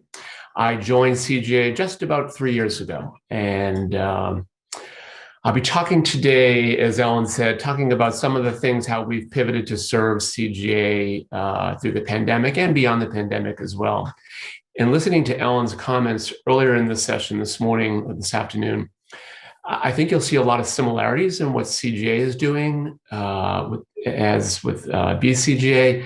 And I think that's a good thing, that as organizations representing different parts of the world, that we are in fact aligned.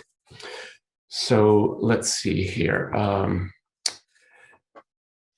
So first, let me just give you some basic background on CGA, which you may or may not know, but CGA is a trade association for North America. We're based here in basically outside of Washington, DC. We represent 139 companies, both US and Canadian companies. We have both gas companies as well as the supplier base, whether it be equipment and other types of suppliers to the industry. We were founded in 1913. Just this week, we also held our annual virtual conference, so we celebrated our 108th year. We have 23 technical committees, 6 Canadian committees, and then 4 executive committees. We have over 700 active committee members who are working to develop all of the different standards and documents that CGA puts out. We have 15 staff, usually between 3 and 5 consultants working on different programs. We're funded primarily by membership dues as well as publication sales. I think unlike you all there, we do sell our publications not to members, but to the non-members. And we make I would say a significant amount of money off of that. We have currently 361 active publications. And finally, as I mentioned, we're based in McLean, Virginia. We just moved into brand new offices. Obviously, real estate is not my forte. We signed a 12-year lease right before COVID hit. A lot of associations, a lot of organizations are trying to figure out how they get out of leases or downsize their leases. We just moved into some beautiful space in McLean, Virginia. Actually, it's really set up for multiple meetings. It's got great media capabilities within it. We're not there yet, but hopefully in the next couple of months, the staff will be moving back in there. So let me talk to you just a little bit about the strategy that's guiding the work at CGA. And specifically, I'll start with our strategic objectives. We have 5. These are based from a strategic plan that was adopted in 2019, runs through next year. Actually, in 2021, we're developing a revised strategic plan, which will move us forward starting next year. But these are the areas that really focus on us, that focus our work. And actually, I see in the first bullet point here, there's a missing bullet point. 2 of them are listed there. So first of all, implementing effective communication plans. As Ellen mentioned in her comments earlier, communications now are a bigger part of CGA than they ever were. And I'm going to talk about that a little bit as we move forward here. But one of the reasons why is we have this great library, 361 documents, as I mentioned before, are very technical standards that guide the work of the industry and that really makes sure the industry is safe It guides the transportation, production, storage of our products. We need to make sure that not only the industry understands that information, but that really audiences outside the industry understand that too, and that information is communicated in a clear and concise manner. So that's a big part of what we do today. The second bullet point here is actually the second sentence here, but the second objective we have is to secure existing and develop future subject matter experts. And really what this is saying is that we need to make sure that we have a pipeline of young professionals moving into not only the industry, but into CGA. And I'm going to talk a little bit about that further in a couple of minutes. Thirdly, here we want to develop and implement educational resources aimed at new audiences. So we've got all this great content, as I mentioned, we're communicating it. We need to communicate it to new audiences, end users who more and more are coming in contact with our products. Typically, historically, our products were pretty much confined to the industrial world, but that's not happening anymore. More and more, our products are being used by traditional consumers, or they're coming near those consumers. So we need to make sure that we're communicating that effectively, and I'll talk about that. We want to continue to strengthen our ability to self-regulate our products. We feel that we know the products best. We should be on the forefront of how they're regulated rather than the government, because we know that if we don't regulate them effectively, the government will step in to do it. We believe that we're better at doing that than the government. So we want to continue to self-regulate. And then finally, this last point relates to harmonization in making sure that we're working closely with groups around the world like IGA, like BCGA, like IAGA, JIMGA. We want to make sure that we're in sync with our partners around the world. So those 5 strategic objectives really dictate and guide all of the work that we do here at CGA. I want to spend a few minutes talking about the pandemic response. And as Ellen said earlier, certainly it has changed the world and changed the way we do business. But I think when none of us had a handbook for responding to a pandemic that we pulled out and said, this is what we do. So we learned as we went along. And I think around the world, I think our industry has done a very good job. I'll focus specifically on what we did. And I think we quickly realized we had 2 goals with respect to our response. Number one was to position the industry so that they could continue to work effectively and respond and be the critical responders and critical partners as part of the pandemic response that they are. So one, we had to position the industry so they could do that work. Number 2, we wanted to make sure that we established CGA as a critical and credible resource for unbiased information. And I'll talk a little bit about that as we went through, but more and more organizations were turning to CGA. So let me just go back a year, back to March, and I'm just going to go through a few things that happened through the year and how and what our role was in what we did. I think early on, we realized when the pandemic first hit that there were certain things that were going to be necessary. Medical oxygen is one of those. So as I said earlier, we sell all of our documents. We started making some of our critical documents at no charge and promoting those to audiences that needed them, hospitals, healthcare providers. As an example, one of the things we did early on was we made the guidelines for cleaning externally contaminated medical gas containers. We wanted to make sure that that was out there. It was no charge for that, that people knew how to, when they get medical oxygen containers back, they knew how to clean them appropriately and get them out back into service. That was one example of the type of documents that we were making for free. We worked with other organizations around North America to ensure that the industry was recognized as part of the critical infrastructure. Early on in March and April, we saw society shutting down. We knew that our members had a role in providing, whether it be medical oxygen, whether it be providing food gases, other type of medical gases. We had a critical role there. And so we worked with about 110, 111 other organizations in the States and in Canada to get a letter out to the authorities to making sure that as they shut down parts of society, that we were not included in that. We wanted to make sure that we could continue to operate to provide the critical products that were being out there. We also worked with making sure that the states and the provinces in Canada, not only that we were critical, but that certain products within that infrastructure were deemed essential. So medical oxygen is a perfect case there.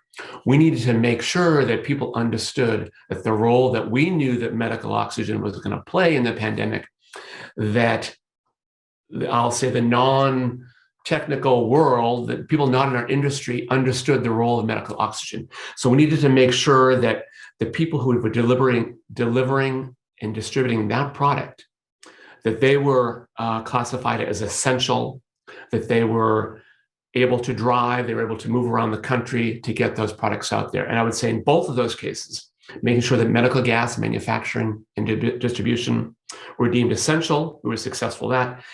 And we were essential in making sure that the US and Canada deemed the entire industry as critical infrastructure. It would not be shut down during the pandemic. We then learned also that we needed to make sure that our members had certain tools to operate in this new world as it was coming together last spring.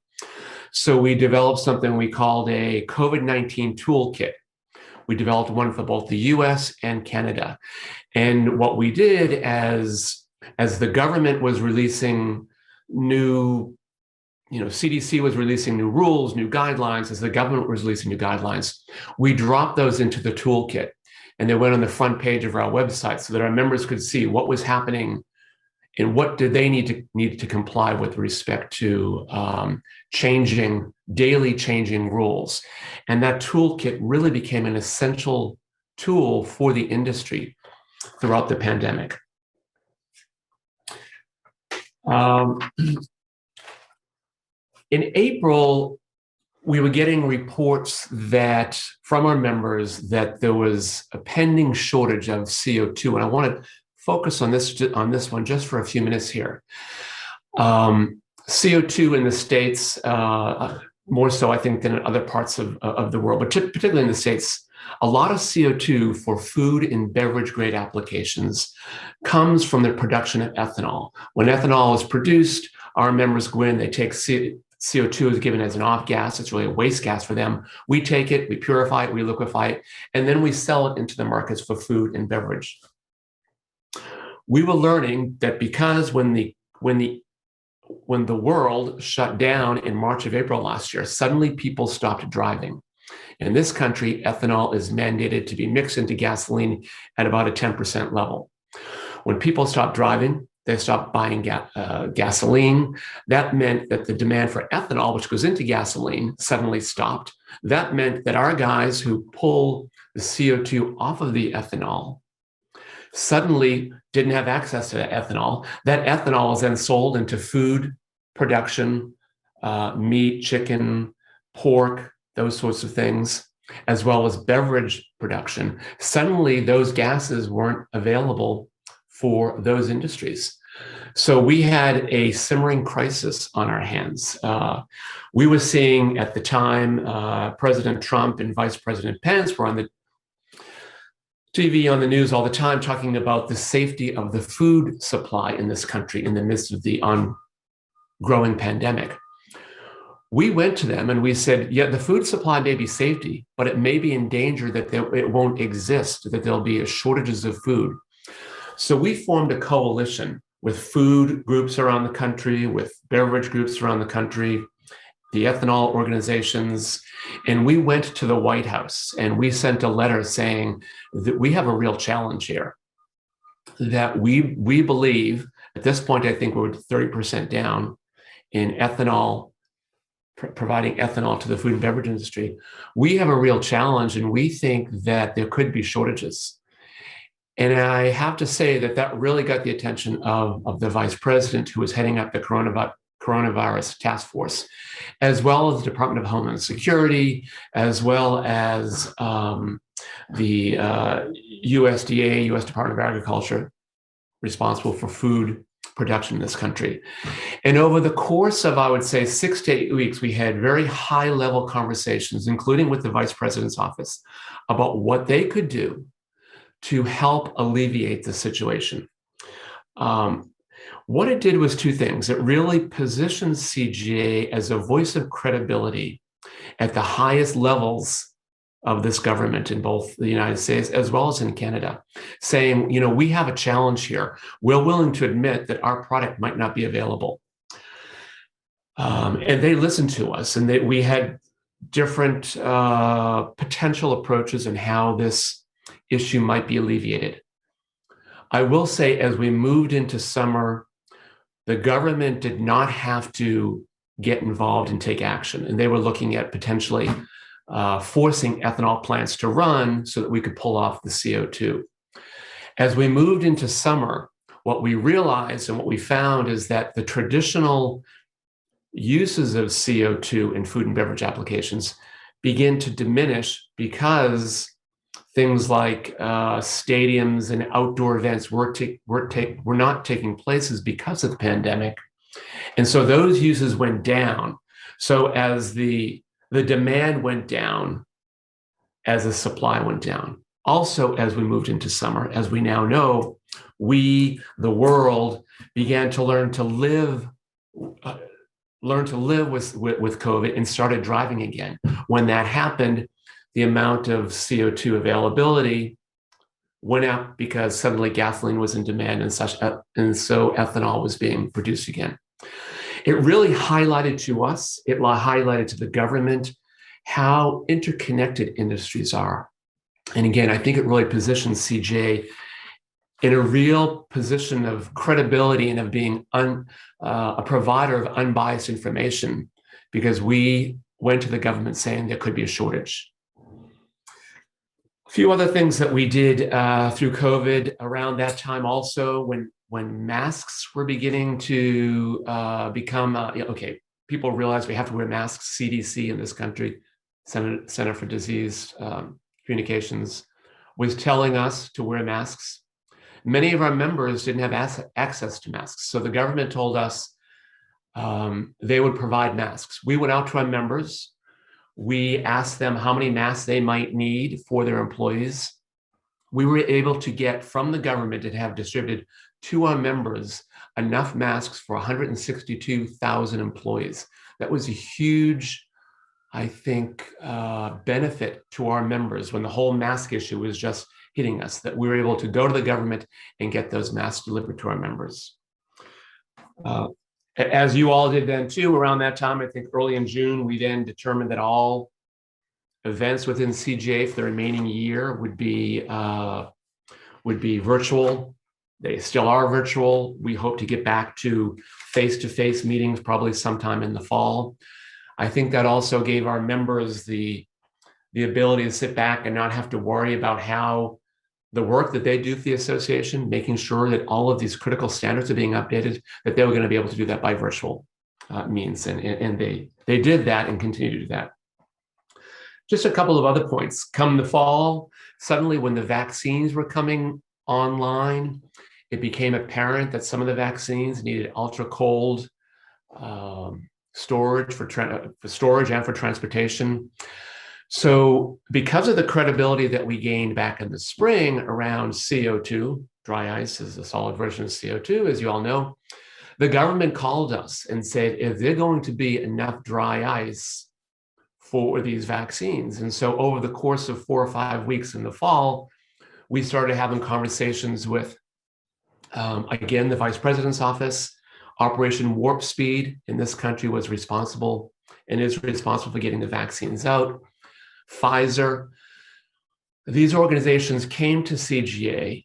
We in turn connected our members and were able to talk about, okay, what are going to be, how much CO2 or how much dry ice is going to be needed? Can we supply it? And what we were able to tell the government is, and Pfizer as well as others, that yes, we estimated that based on the amount of dry ice that was out there today being used on a daily basis for non-COVID applications, we estimated that an additional 5% of that dry ice was going to be needed and that we could meet those demands. And one of the questions that came up again and again, well, how can you be so sure of it? And what we said was, we've talked with all of our members who provide the CO2. We've talked to Operation Warp Speed. We've talked to Pfizer. We've done the calculations. We think we can supply it. We know we can meet that demand. We told you back in the spring that we couldn't meet the demand for food and beverages. We were concerned. So we're not afraid to tell you that we can't meet a certain demand. I go back to that spring conversation. It gave us great credibility. Now here we are in the fall. We are confident based on what we see that we can meet the demand. So again, it really positioned us, I think, in a very good way. And moving forward, it positioned this industry in a really positive light. A couple of other things we did just before I move on from the pandemic. Back in December, we wrote a letter to all 50 states, governors of 50 states in the United States, asking that our employees who drive trucks, who are delivering medical oxygen, be moved up the COVID vaccine line, so to speak, so they could get their vaccines because they were essential workers. Now, I would say that in the States, once the vaccines became available, we put that messaging out there. We let all our members know about that happening. I don't know that we were successful because when the vaccines started rolling out, every state had their own way that they were providing vaccines, really starting with the elderly population. So I don't know that we were ever able to move our people up the line. I do know that we were able to, again, educate the governors of all 50 states about the value and the work that our industry does. And I think that's critically important as we move forward. So that really just takes you through the year, I think, and how we were working to make sure that society, that the government knew our industry, knew what we were providing with respect to the pandemic, and positioning our members so that they can continue to work, and also positioning CGA as an unbiased provider of information. And we continue that work to today. We continue to put out information about the availability of medical oxygen in the States as well elsewhere around the country. We continue to see hot spots in the pandemic where suddenly hospitals are overwhelmed. We're providing information. We're letting them know that our members are moving oxygen to meet those demands that are happening in these hot spots. We hope to see that slowly go away as the vaccines become more and more widely used, but we'll continue to do that work. I will note that I heard in the news this morning that in the United States, 50% of the adult population in the United States has now had at least one vaccine shot. So knock on wood, we're moving beyond this pandemic. All right, moving on from the pandemic, I want to talk just a little bit about communications and really continuing what I was talking about just a few moments ago. Over the course of the pandemic, we gave over 40 interviews to major news organizations around the world, really. You'll see BBC is there, the Financial Times is there, Reuters, AFP, which is a French organization. And although those conversations had to do with the pandemic, with medical oxygen, with CO2, with dry ice, we have positioned ourselves as a credible voice with these organizations. And we even, our members, our large members who are multinational companies, we made an agreement early on that when they got calls around these particular issues, they would funnel those calls to CGA so that the industry was speaking with one voice, providing credibility not only to us, but to their companies as well. And, I'll go back again. I was really hit, by the point that Ellen made at the beginning, how communications is such a big part of BCGA today and is a CGA now as well. We have a really important role to play in the world. We do it day in, day out. We've always been known as the invisible industry. We want to be more visible. We want people to understand who we are and what we do.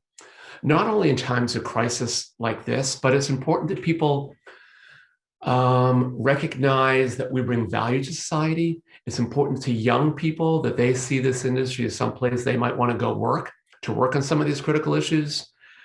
So I think being out there, being credible, bringing value to society is a really important point and a really important value that we can bring.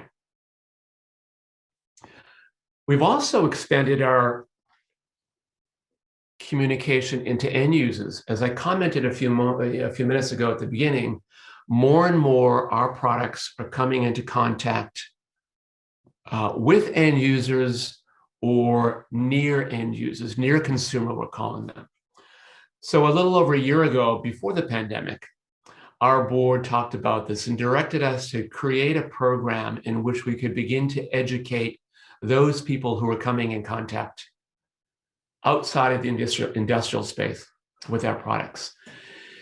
So on a quarterly basis, we've now started creating and releasing these posters. And these posters are, you'll see we've got one on safe use of liquid nitrogen, dry ice, home oxygen safety, healthcare safety around oxygen fires. These posters, which can be downloaded from our website, free by anyone, really talk about the hazards and the safe use of the products, do's and don'ts, very basic language on how to use the products. They're intended to be downloaded, and we encourage our members to give them to distributors, who in turn will give them to end users. We encourage hospitals to put them up. We have partnerships with the restaurant industries that they put them up, talking about the safe use of liquid nitrogen. Since these have been uploaded onto our website, we've had over 1,600 downloads of just the pure content here. How many copies are out there, we don't know. We're continuing to really promote them. But again, more and more we see our products being used by the consumers or near the consumers. We have a couple of more coming down the line. I think our next one is around cryosaunas. We have one coming down around cannabis use. In this country, cannabis is an exploding market, in Canada as well. That industry tends to be small companies. They're using a lot of our products in stripping out, in growing cannabis, marijuana, in stripping out CBD oils. So we're making sure that they understand how to use our products and what some of the concerns are that they need to take into account. Next, just to touch on hydrogen. Again, I was glad to see Ellen talk about this. There's no doubt that hydrogen is the product du jour, let's say. Green hydrogen has a real opportunity to help decarbonize the economy moving forward. We know that our members manufacture, transport, distribute, store hydrogen, and have been doing this for many, many years. As we move into green hydrogen, our members are going to be in that very same space. So we have a level of expertise there that we can provide into this market. Our board asked us to develop a roadmap for what our role will be in hydrogen moving forward. As a matter of fact, our board is meeting later today to review a plan that our strategy, we have a hydrogen strategy task force. We have a hydrogen gap analysis task force who have met over the past year, and they're presenting to the board today. And although I don't know where that was going to come out, I have a sense. As Ellen mentioned, hydrogen is being used in many, many different applications, whether it be in the power generation, fuel for residential and commercial buildings, fuel for all industrial types of industrial applications. We know that we can boil the ocean. We've got to wade into this slowly and focused. So we believe where the huge focus is right now is on mobility applications, cars, trucks, and really limited for us, limited to those mobilities. We're not looking at trains right now. We're not looking at shipping. we're going to focus on the use of hydrogen fueling in car and truck applications. And more focused on that, what we believe CGA's expertise is on safety. So we're going to focus on getting out the safety message of using hydrogen in those mobility applications. We are not, I don't believe, going to be out there advocating for the use of hydrogen. There's other groups out there doing this. Hydrogen Council, there's Hydrogen Forward here in the States. There's many, many organizations promoting the use of hydrogen and why it's such a great application, a great product for these applications. What we're going to do is we're going to focus on making sure that all of those organizations have the safety message as part of their message, so that when different regulators or different end users start using hydrogen, they know how to use it safely. Because we do know that if it is not used safely and there is an incident, it's going to set the industry back. I do note here that the Fuel Cell Hydrogen Energy Association, which is based here in the States, they put out a report saying that by 2030, the hydrogen economy in the US alone could generate $140 billion in revenue and support 700,000 jobs. And from 2030 to 2050, that number then expands exponentially. So it's a huge opportunity. Our products, we make these products, we provide these products, we're going to be in the forefront of it, and CGA is going to be in the forefront in providing the safety message that needs to go along with that.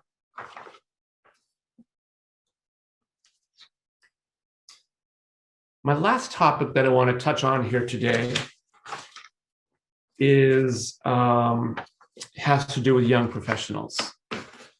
Young professionals, there's no doubt, are the future of the industry. So all of these things, these 361 documents that I mentioned, that CGA writes and distributes with respect to safety of the industry in North America, all of the work of the industry in which you're involved, all of that work needs to be transitioned and communicated to an up-and-coming audience. We know that in CGA alone, we did a study, I think about a year and a half ago.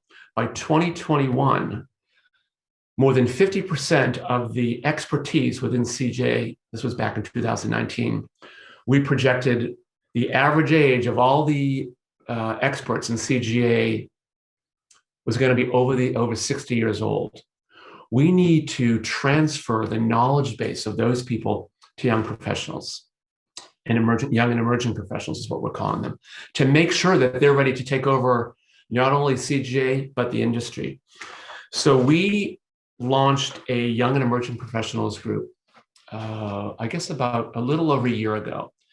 And it's been a huge success. And actually, I think in this case, the pandemic has allowed it to blossom because people can participate on a lot of the online virtual events we're doing. We did a virtual event last summer, and we had a series of 10 webinars focused on this audience. And over the course of those 10 events, we filled over 2,000 seats at our summit, which represented over 700 young professionals, half of which it was their first introduction to CGA. So 350 young people, young up-and-coming engineers, or young up-and-coming plant operators participated in these CGA events on, I think all 10 webinars were technically focused on the issues that CGA is involved with. And we now have, I'll say, a hand into those people and helping to guide them moving forward and to helping them guide us moving forward as we move into the coming years. We are doing a second annual Young and Emerging Professionals Summit, which will take place over 4 weeks and consists of technical presentations that's going to happen in the summer as well. And I would note that those 700 professionals, I don't have it here, but I would think it was something from 20 countries around the world. So they're not only just folks in the States, but they're companies, some of our multinational companies are telling their young professionals from other parts of the world to participate in these into these webinars. So they certainly are the future of our industry. So in summary, just some of the points that I made here today, just when COVID hit, CGA pivoted. We positioned our industry so that they could continue to work and carry out the critical work that they do. And we established CGA, I think, as a credible resource of unbiased information that will continue to serve us moving forward. We learned the true value of communications through a lot of that work. The effective communications to promote the industry that will serve us well, I think, and help us position the industry as a critical, providing critical value to society moving forward. And we also continued our critical work outside of COVID by educating end users, by focusing on a hydrogen strategy, and by really developing and helping to engage young professionals.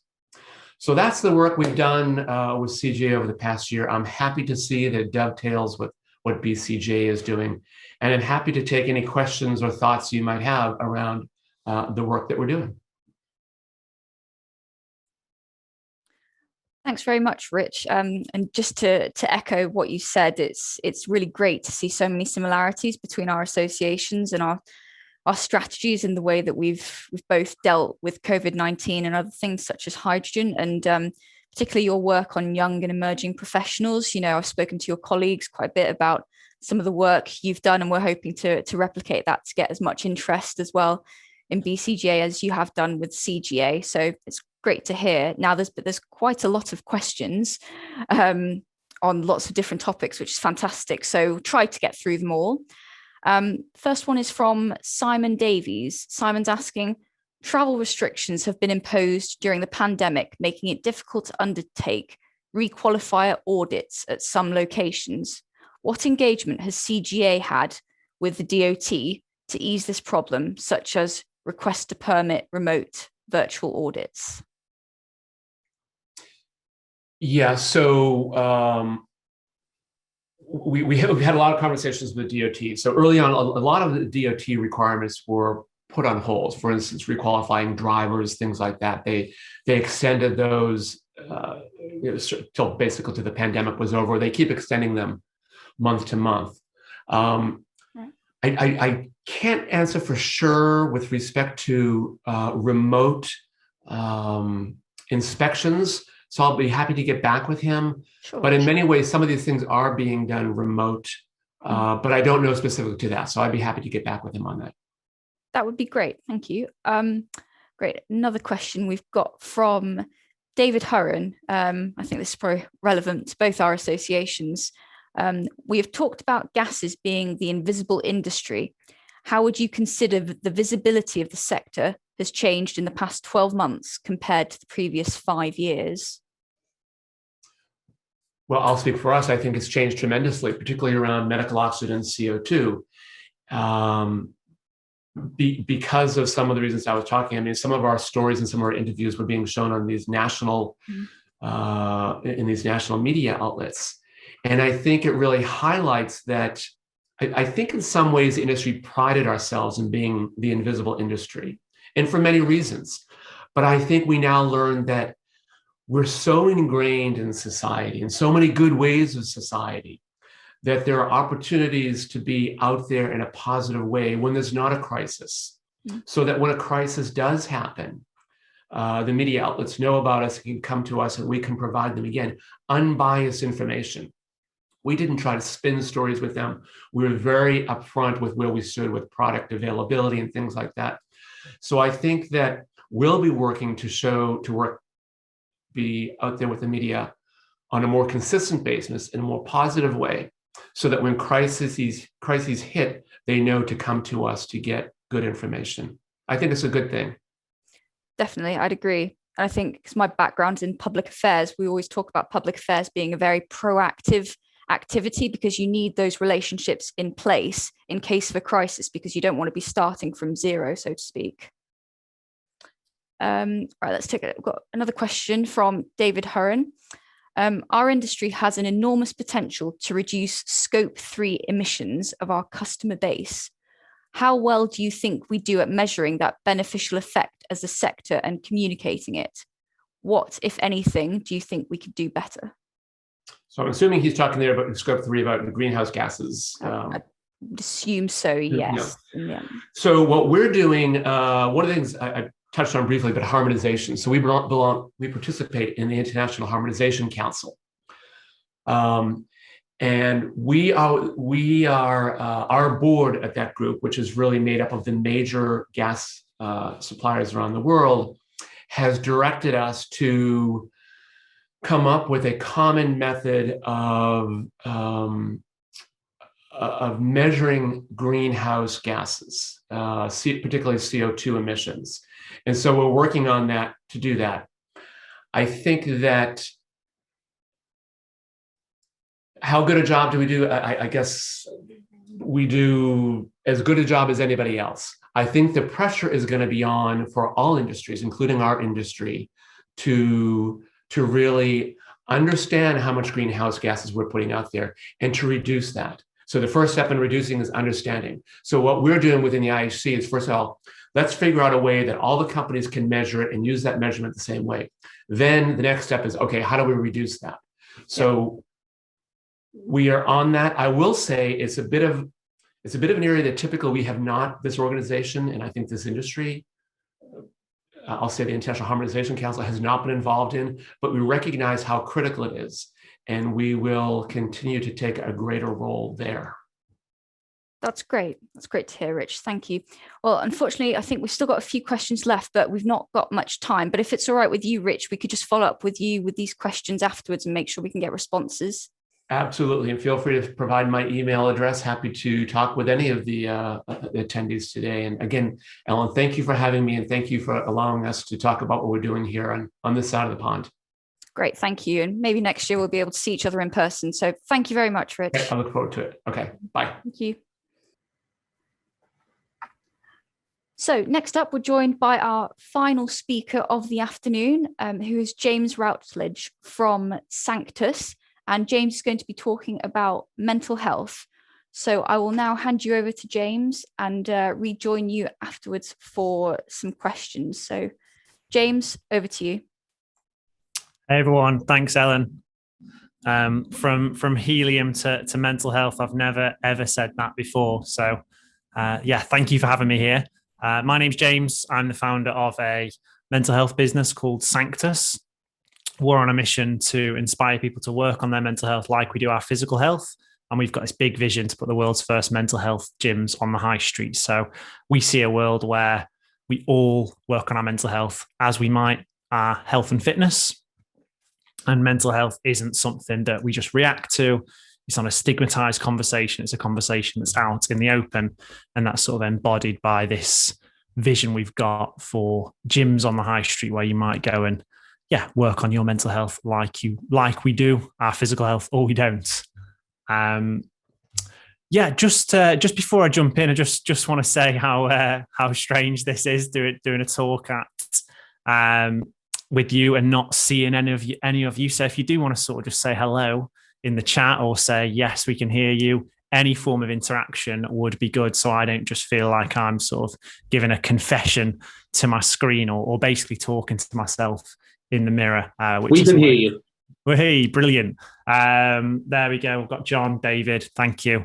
It's nice to have a little bit of feedback, which obviously we would get if we were in the physical world together. Hello, Susan, Andrew, fantastic. Thank you for making me feel welcome. A little bit more about myself and Sanctus. So we've got this big vision to put the world's first mental health gyms on the high street. And what we do right now is we partner with businesses to support their employees in having access to a safe space to talk to someone about their mental health in a proactive manner. So we're not waiting for people to be really struggling with their mental health. We're creating this open environment where people can have a one-on-one conversation with a Sanctus coach about their mental health, whether maybe they're just curious, they've got some day-to-day anxiety, some everyday stresses, or they want to, talk about where they're going in their life, what's next. And we partner with about 100 businesses in the UK, some energy businesses, Octopus Energy, Spirit Energy, Bulb, probably different space to what a lot of you were in, and then some more household names like Boston Consulting Group, Just Eat, Red Bull, and a whole host of other businesses. I started the business 5 years ago off the back of my own experiences with mental health, which I'll come on to shortly. And I'm also a soon-to-be author of a book, Mental Health at Work, which is published by Penguin, coming out in October this year, of which I've sort of documented 5 years of learnings on my own mental health, but also what I've seen work really well in mental health in the workplace, again, which I'll come on to shortly. Just to set it up in terms of expectations, I'm not here to tell anyone how to live their life or how to have great mental health. I'm not a doctor, I'm not a counsellor, I'm not a psychotherapist. I am a human, I'm a man with lived experiences of mental health, which I'll talk to honestly, and I'm the founder of a mental health business. So I've got a lot of experience in how businesses do mental health well and how they do it badly. So, not here to sort of tell anyone how or how not to live their life. And it's still a bit of a surprise to me, to be honest, that I have ended up in the mental health world. When I was 19, growing up in Stoke, frying chicken, working at KFC, I had no idea that, I would have an entrepreneurial career in mental health. Mental health wasn't a conversation at the dinner table with my family. It wasn't a conversation down the pub with my mates where we'd probably talk about beer and football and where we were going on a night out. And mental health just wasn't a conscious part of my life. Now I look back and I see mental health and how that and how my environment has shaped me. But growing up, mental health certainly wasn't a part of my life. Neither has it been for lots of people. And just grew up with a real lack of awareness around mental health, just, no understanding of my feelings, my emotions, and really growing up in quite a masculine environment where actually not talking about how you feel is better than talking about how you feel. I grew up certainly wanting to hide certain parts of myself to risk being sort of bullied or taken the mick out of. So instead I opted for safe bets that would allow me to drift through my life more comfortably. For example, at school, I pursued my interest in football rather than pursuing my interest in drama, because drama was a bit more risky. Football was a bit more of a safe bet. I was interested in both, but I went for football instead. So that was really my perception of mental health, but also of just my emotions. I grew up in an environment where, didn't really talk about our feelings. That just wasn't something we did. It wasn't, it was maybe a bit naive. It was a bit ignorant, but I didn't have many opportunities or much permission really to talk about how I felt, other than, certain scenarios, whether it's a funeral, a wedding or a football match. They're probably like three environments that I saw emotion really come out, but then weaved into my day-to-day life, I really didn't feel able to articulate or talk about how I felt. I thought that life just happened and that was just it. Ended up going to university in Sheffield, studied history and politics, didn't really know what I wanted to do, and actually ended up dropping out to start a business, and a technology business. And really I was searching to find myself, and starting a business for me was a part of my ego. It was a way to feel like I was chasing wealth, success, happiness. And that experience was extremely difficult. I was stressed quite early on. I was out of my depth quite early on. I was lonely. I was anxious. I was scared. And I just bottled all of that up. Didn't talk to anyone, didn't share with anyone. And certainly in the business environment, in the workplace environment, I felt like I had to put on an appearance. I had to show a certain face. I had to be strong, be brave. I had to be a rock for everyone else. So I really didn't articulate any of the struggles I had running that business at a young age. I just swept them under the carpet. I just pushed them down. I escaped at the weekends. I worked very hard in the week and just gave myself no time, no space to ask myself, how are you? What's actually going on? And I didn't open up to anyone. I didn't know how.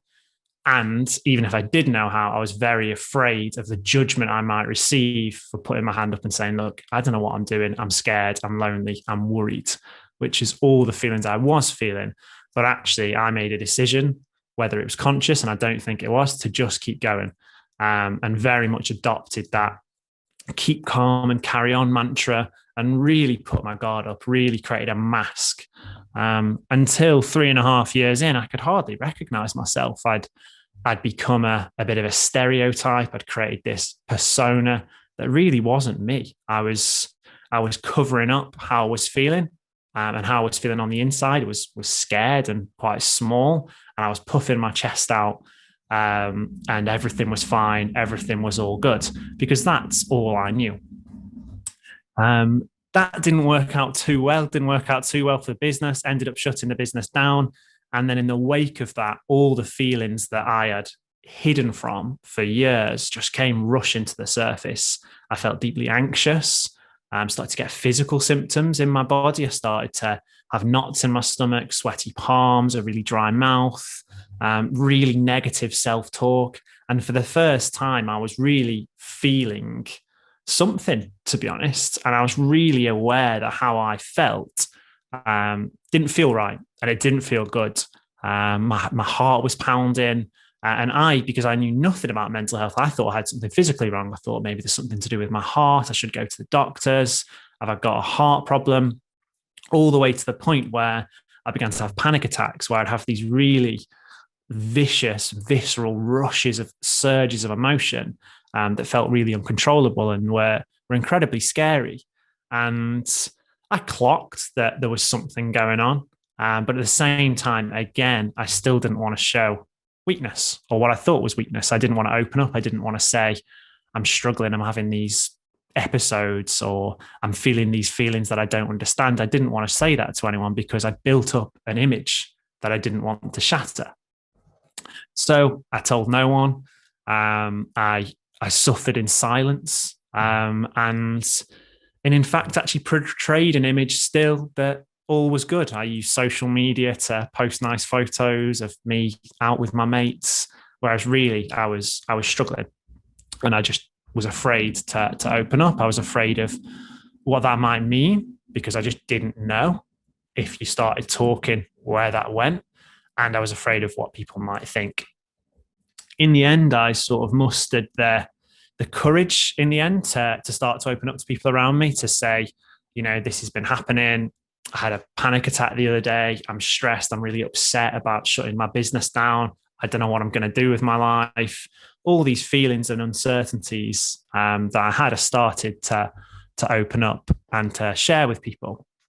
And in the end, I actually wrote a blog post and shared my story quite publicly online. And that for me was incredibly cathartic. And it was my way of healing, really. And it was my way also of learning more about mental health in the public, because what I saw outside, what I saw in the external world when I went down, and looked into possible routes with the NHS or charities, it just didn't resonate. In fact, it made me feel more scared, because there was lots of medical, clinical, diagnostic language that just didn't resonate with me. And there was lots of charitable language, which again, I didn't want to feel like a charity case. And now that's very personal to me, but I just saw nothing out there that made me want to go towards mental health. And at the same time, as I did start to open up and I started to find different ways of working on my mental health, whether that was exercise or therapy or counseling or meditation or journaling or going out for a walk, all these different things that I could do to work on my mental health, I started to notice a real change and a real development and transformation within me. So not only did I get back to center, I felt like I went beyond that. I felt like I really transformed and changed into a much fuller, richer version of myself, where I felt more confident, felt more able to express myself. I was connecting with people on a deeper, more intimate level in a way that felt really good. I was getting closer to my friends, getting close to my parents, because I was having different levels of conversations, and just in general became kinder, more compassionate and more empathetic. So I saw the real benefit of working on my mental health. So I didn't see it just as okay, I'm ill, I need to get better. Now that did happen, which was great. But I also saw it as, okay, I'm okay now, but I'm going to get stronger. I'm going to get fitter, you might call. So I saw this real benefit of working on my mental health like I might work on my physical health. And I didn't just stop when I got to okay. I continued coaching, therapy, all these different ways that you can work on your mental health. And as a part of that, decided to start another business, which is Sanctus, which I've talked to, which really takes these different spaces, these different ways of working on your mental health into the workplace, helps businesses change their environment to reach people at work, and became very passionate about work because it's where we spend so much of our time. I'm someone that if I was an addict of anything, I would be addicted to work. Which is one of the reasons that the pandemic has been so difficult. It's like having a bottle of whiskey in front of me constantly with my laptop. So we really wanted to reach people at work because we spend so much time at work, but also our workplaces can be great spaces and we can form brilliant relationships and have great communities in the workplace where we can start to have brilliant connecting conversations around mental health. And that was my experience, because actually the first people I spoke to about my mental health were not my family, were not my friends, and were not doctors or therapists. They were people I worked with because I had a close relationship with them, but it wasn't too close. So I felt safe at work. I felt able to talk about my mental health. Now, that is not true for every workplace, but it was true for me, and it had a really transformative impact. And over the last 5 years through Sanctus, we've partnered with hundreds of businesses and seen the transformation in what happens when a business makes the cultural change for mental health to become an open part of their culture. Because in broader society, that is the change we're seeing. We're seeing a whole wave of mental health movement where mental health in the next 50 years, we will laugh and say, I cannot believe we didn't talk about mental health. That's what hopefully my kids, our grandkids, they will be saying. And that's what we're in right now. And every single workplace can play a part in that. And that's what we've seen working with Sanctus, taking businesses on a journey where they might have had absolutely no culture around mental health, where there's just no conversation around mental health. Maybe people are afraid, they're scared of being sacked or let go or judged, or people seeing them as weak, like they can't handle it, all the way through to where mental health is a normal part of the conversation and people are openly investing and taking time out for their mental health. And it's a much healthier workplace environment. So that's what we've seen many businesses go on. And it's not an easy journey, but it's certainly an extremely important journey, not just morally and from a human perspective, but also because it's great for business. It means that businesses retain their staff, they attract more staff, they create more loyalty, and they foster more richness and more diversity by people being able to bring more of themselves to work. So there are the human benefits, which are very obvious. And there are also these great commercial benefits too, to bring in mental health into the workplace, which we have to continue to talk about.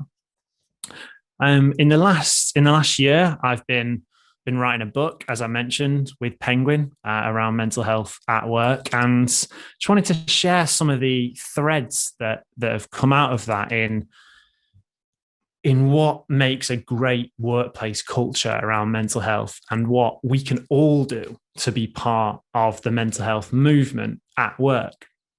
Because anywhere in our lives, we can contribute to the wider cultural change around mental health. We could do that by doing something for our own mental health. We could do that by having a conversation with a friend, family member, loved one. And at work, in a mini community at work, we can have an impact on the culture of mental health at work. And absolutely anyone can do that. Now, if you're in a leadership position, which I imagine many people on this call might be, you have a real role, lots of authority, lots of power, lots of influence. However, whatever level you are, you can have an impact on mental health at work. I just wanted to share 5 things and 5 common themes that I've seen across businesses that have created cultures of positive change around mental health, where the workplace becomes an environment where mental health is talked about, just like we might talk about our health, or we might talk about Line of Duty or whatever was on TV the other night. Number one is around leadership. And I don't just mean the onus being on leadership in an organization to talk about mental health. That is true, but we're all leaders. We can all lead our own life. We can all make our own decisions around mental health. Now, everyone can be a leader in the mental health in the workplace movement. Anyone can say, it's 5 o'clock. I'm feeling stressed. I'm feeling tired. I'm off. I'm not working anymore. Anyone can decide not to send work emails on holiday. Anyone can lead their own life and work on their own mental health, support their own mental health, and tell others about it and really advocate mental health. So absolutely anyone can be a mental health advocate. Now, if you are a leader in a management position, in a C-level position, director, board level, then you can role model behaviors around mental health, which can make a massive impact. They can create environments of permission, safety, where other people feel able to talk about mental health as well. So anyone can lead by sharing and talking about their mental health in whatever way. And that will, over time, create a ripple effect in the organization where mental health suddenly starts to get talked about much more. And if you are in that actual leadership position in terms of hierarchy, then you have an even bigger responsibility and potential for change and impact. Second point is around communication. So great businesses that have great cultures around mental health communicate. And when I mean communicate, they talk and they also listen. So they do both. Now, you can't have a positive culture around mental health if someone doesn't speak up and talk about their mental health. So a business cannot change something that might be impacting someone's mental health if an employee does not speak up about it. At the same time, and if an employee speaks up about their mental health or talks about where they're stressed or they're overworked or they feel anxious or there's a boss that's toxic, if the business does not listen to that, then nothing will change. So great businesses that have great mental health cultures communicate really well. And in particular, the business will simply ask people. They'll send out engagement surveys. They'll do one-on-ones in their team check-ins. They'll carve out time to talk about well-being and mental health. They will simply ask, and people will also speak up too. Thirdly, is around community. Great businesses that have strong cultures around mental health are a real community. And the workplace is more than just a place to work. It's a place where people can talk about their interests, their passions, from sport to what books they're reading to other cultural stuff. They might talk about politics, religion. They're a real community where people can bring more of themselves to work. And they also create communities around interests. So simple stuff, having mental health committees, internal mental health channels where people can post about mental health. There's an element of community where people can come together to talk about topics such as mental health and also other things too, whether it's a football team, a running club, all these different things that can happen within an organization. Number 4 is around creativity. So mental health in the workplace, often it can feel like a real scary challenge. Like if you're a HR director, you're a managing director, you're looking at your employees that you might really care about, you might love to some perspective. And, nobody wants their team to be stressed or to have poor mental health or to be unhappy. So you may want to change things, you might want to support people, but it can feel extremely overwhelming. And there are lots of questions about the line, at what point is someone underperforming? And to what point is someone struggling with their mental health? Now, that's a really difficult line.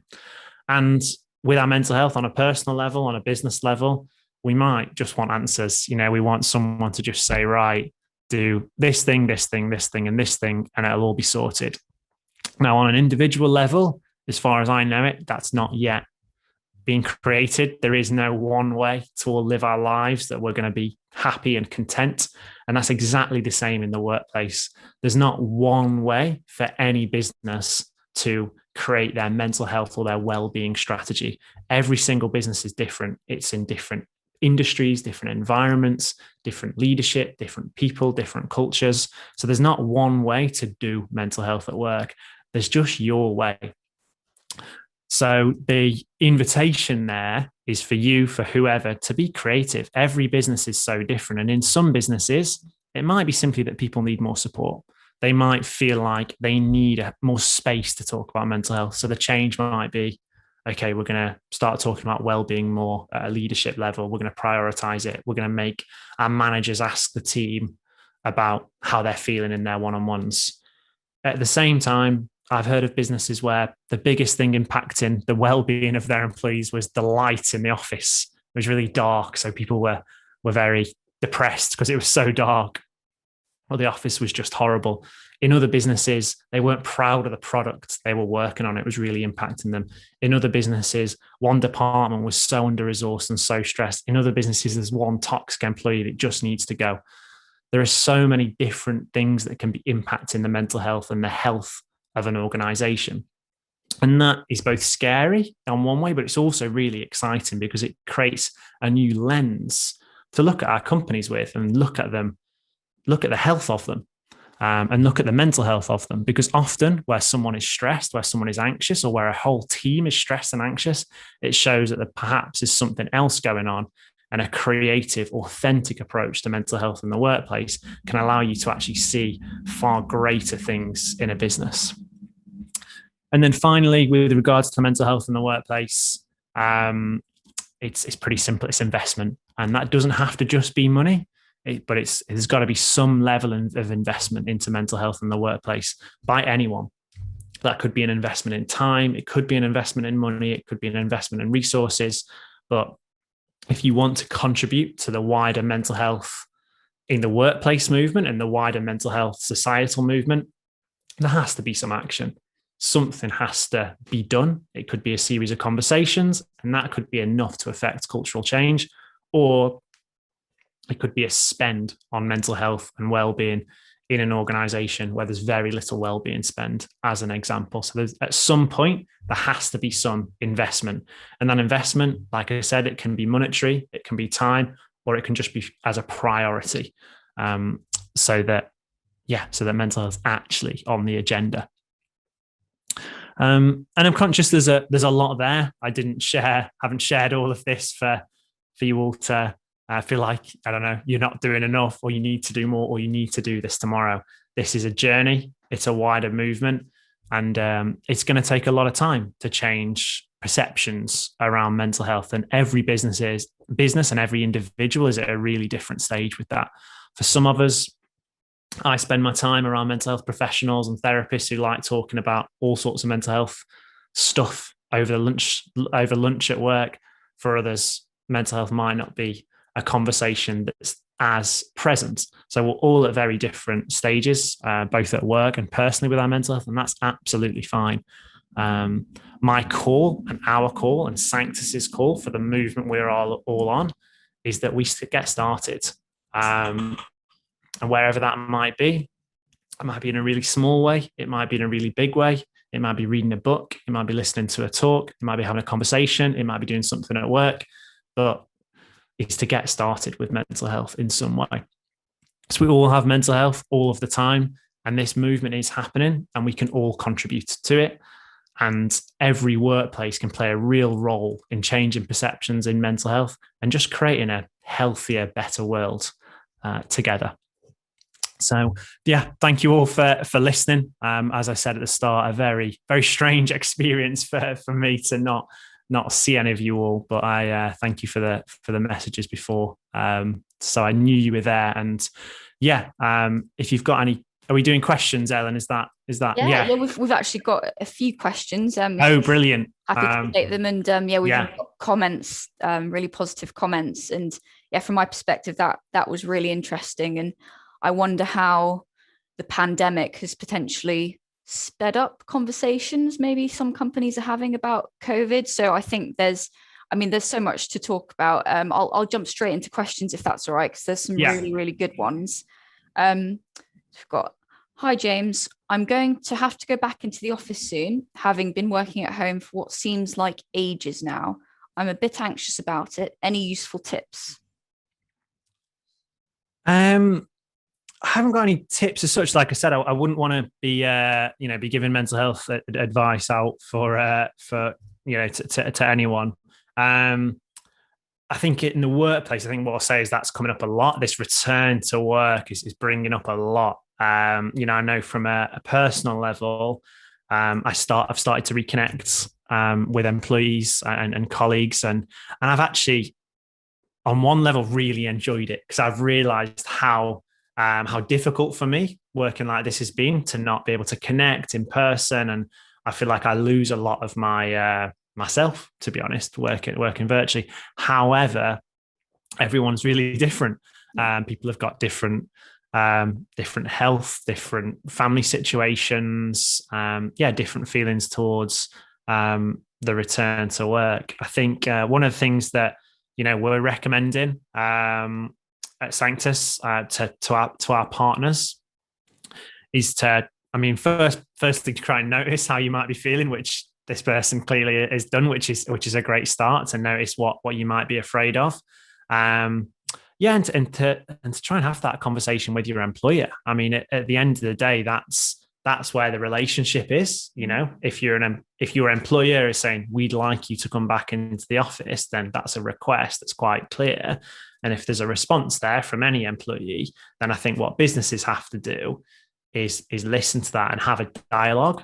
And I think, like I talked about, great businesses that have a really positive approach to mental health at work have really good dialogue, and they have really good communication. And that goes both ways. That is from the individual. So this person that, for example, finding a way to address that and bring it up at work in some way, in a safe way, and the business listening. So there's lots of well-known sort of practices for mental health, and anxiety, whether it's meditation, journaling, or maybe more longer term work with a coach or a therapist. But I wouldn't want to prescribe that.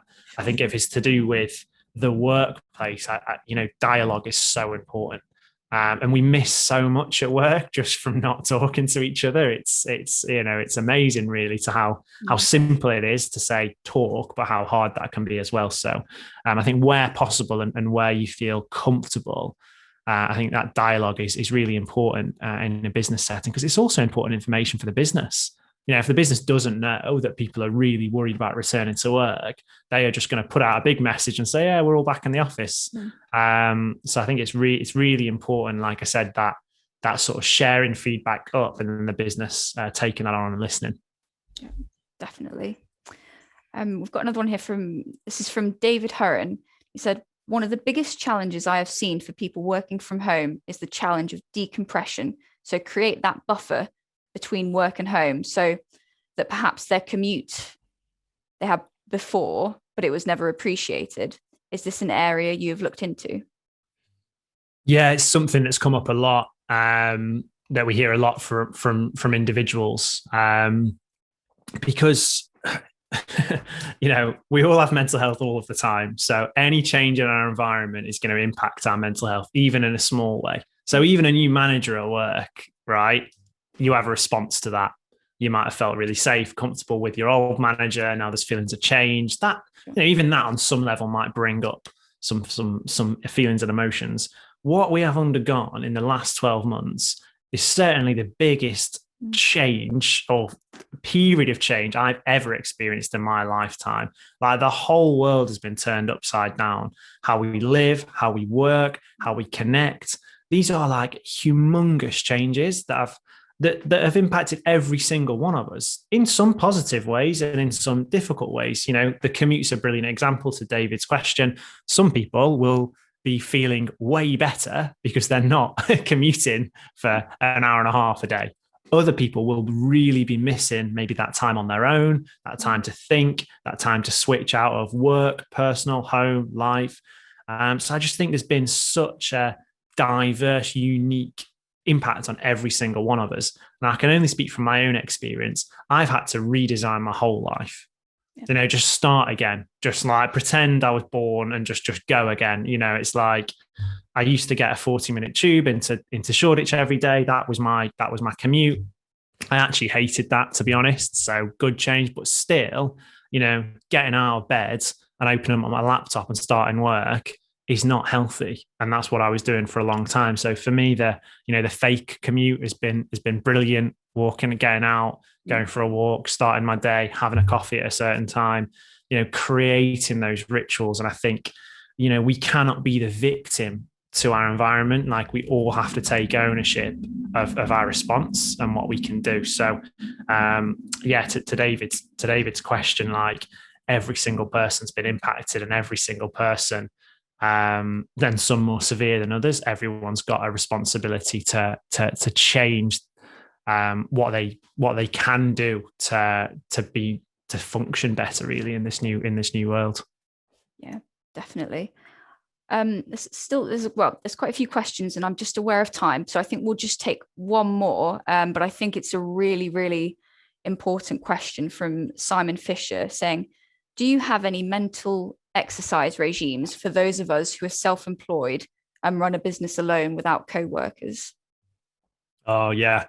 I just say I've been there, Simon, working self-employed or on our own can be a real challenge. We don't get that, one of the things I talked about when it comes to mental health in the workplace was community.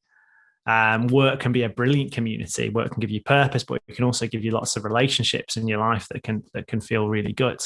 I think one of the things that I know works for me, and like I said, this is just my experience, I can't prescribe, is finding that community elsewhere. So last year I was working in isolation a lot, and I was writing my book, and I actually found an online writing community. And every morning I would log on to Zoom, almost like in a library kind of setting, and I would write for an hour with a load of other people on Zoom. Now at Sanctus, we've got a journaling community. So every morning people sign in, go into Zoom and spend half an hour writing together, reflecting. There might be a prompt. How do you feel today? What are you excited about? And people write together, and that space has become an incredible space for that sense of belonging and sense of connection. So yeah, I know from experience, and I know from what I see, is that if you are self-employed, you're not forced into that daily contact or what we might call weak connections or small touch points with people that are so important, just a smile, a hello. And I think we've got to, you've got to create those for yourself. And that's the agency required for your own mental health to say, look, if I'm not getting this from my environment, then I'm going to have to seek it elsewhere. So, and just on that, I think I've certainly felt, way more even though I work in a team, I feel self-employed at the moment because I'm, even though we're working remotely, it does feel different. I used to get so much from the office environment, beers on a Thursday, beers on a Friday, being around everyone, being in the office, that was my community. And that's been taken away. So it's meant that I've just had to find that elsewhere. Like I found myself, saying hello to the person who runs the local coffee shop. I know their name. I found myself taking up a sport in the area again, and I think it's a redesign, really, which has been really difficult. And then there's going to be another adjustment now, which is going to make that really hard. So, like I said, I can't give any sort of silver bullets, but that's been my experience of just changing those rituals, basically. Definitely. Oh, that's great to hear, James. I'm afraid we're out of time. However, I think it's really important that we could get answers to these questions and share them with the participants afterwards, because we've got a few here which are anonymous. So, James, if all right with you, we could just maybe work on getting a couple of answers. That'd be great. Yeah. I'd love to. We can share some of the resources we've got within Sanctus across with people, and and if anyone wants to connect with me, I'm on LinkedIn or elsewhere, then I'd love to connect. That would be great. Thank you so much, James. That was honestly so interesting. Thank you very much for your time. Cool. Well, thanks a lot. Thanks, Ellen, and thank you everyone else wherever you are. And connect with you soon. Great. Thank you. All right, everyone. Well, thank you very much for the attending. And that is the end of BCGA Virtual Conference Day 1. Oh, thank you, Suzanne. I will see you tomorrow as well. Tomorrow we've got another packed agenda full of lots of different topics, from achieving net zero through to talking about hydrogen, diversity, and we'll also be joined by Lord Callanan from BEIS, the business department. And we'll finish off with our first ever BCGA member awards. So thank you everyone for joining. Hope you enjoyed the day and have a good evening, and I will see you tomorrow.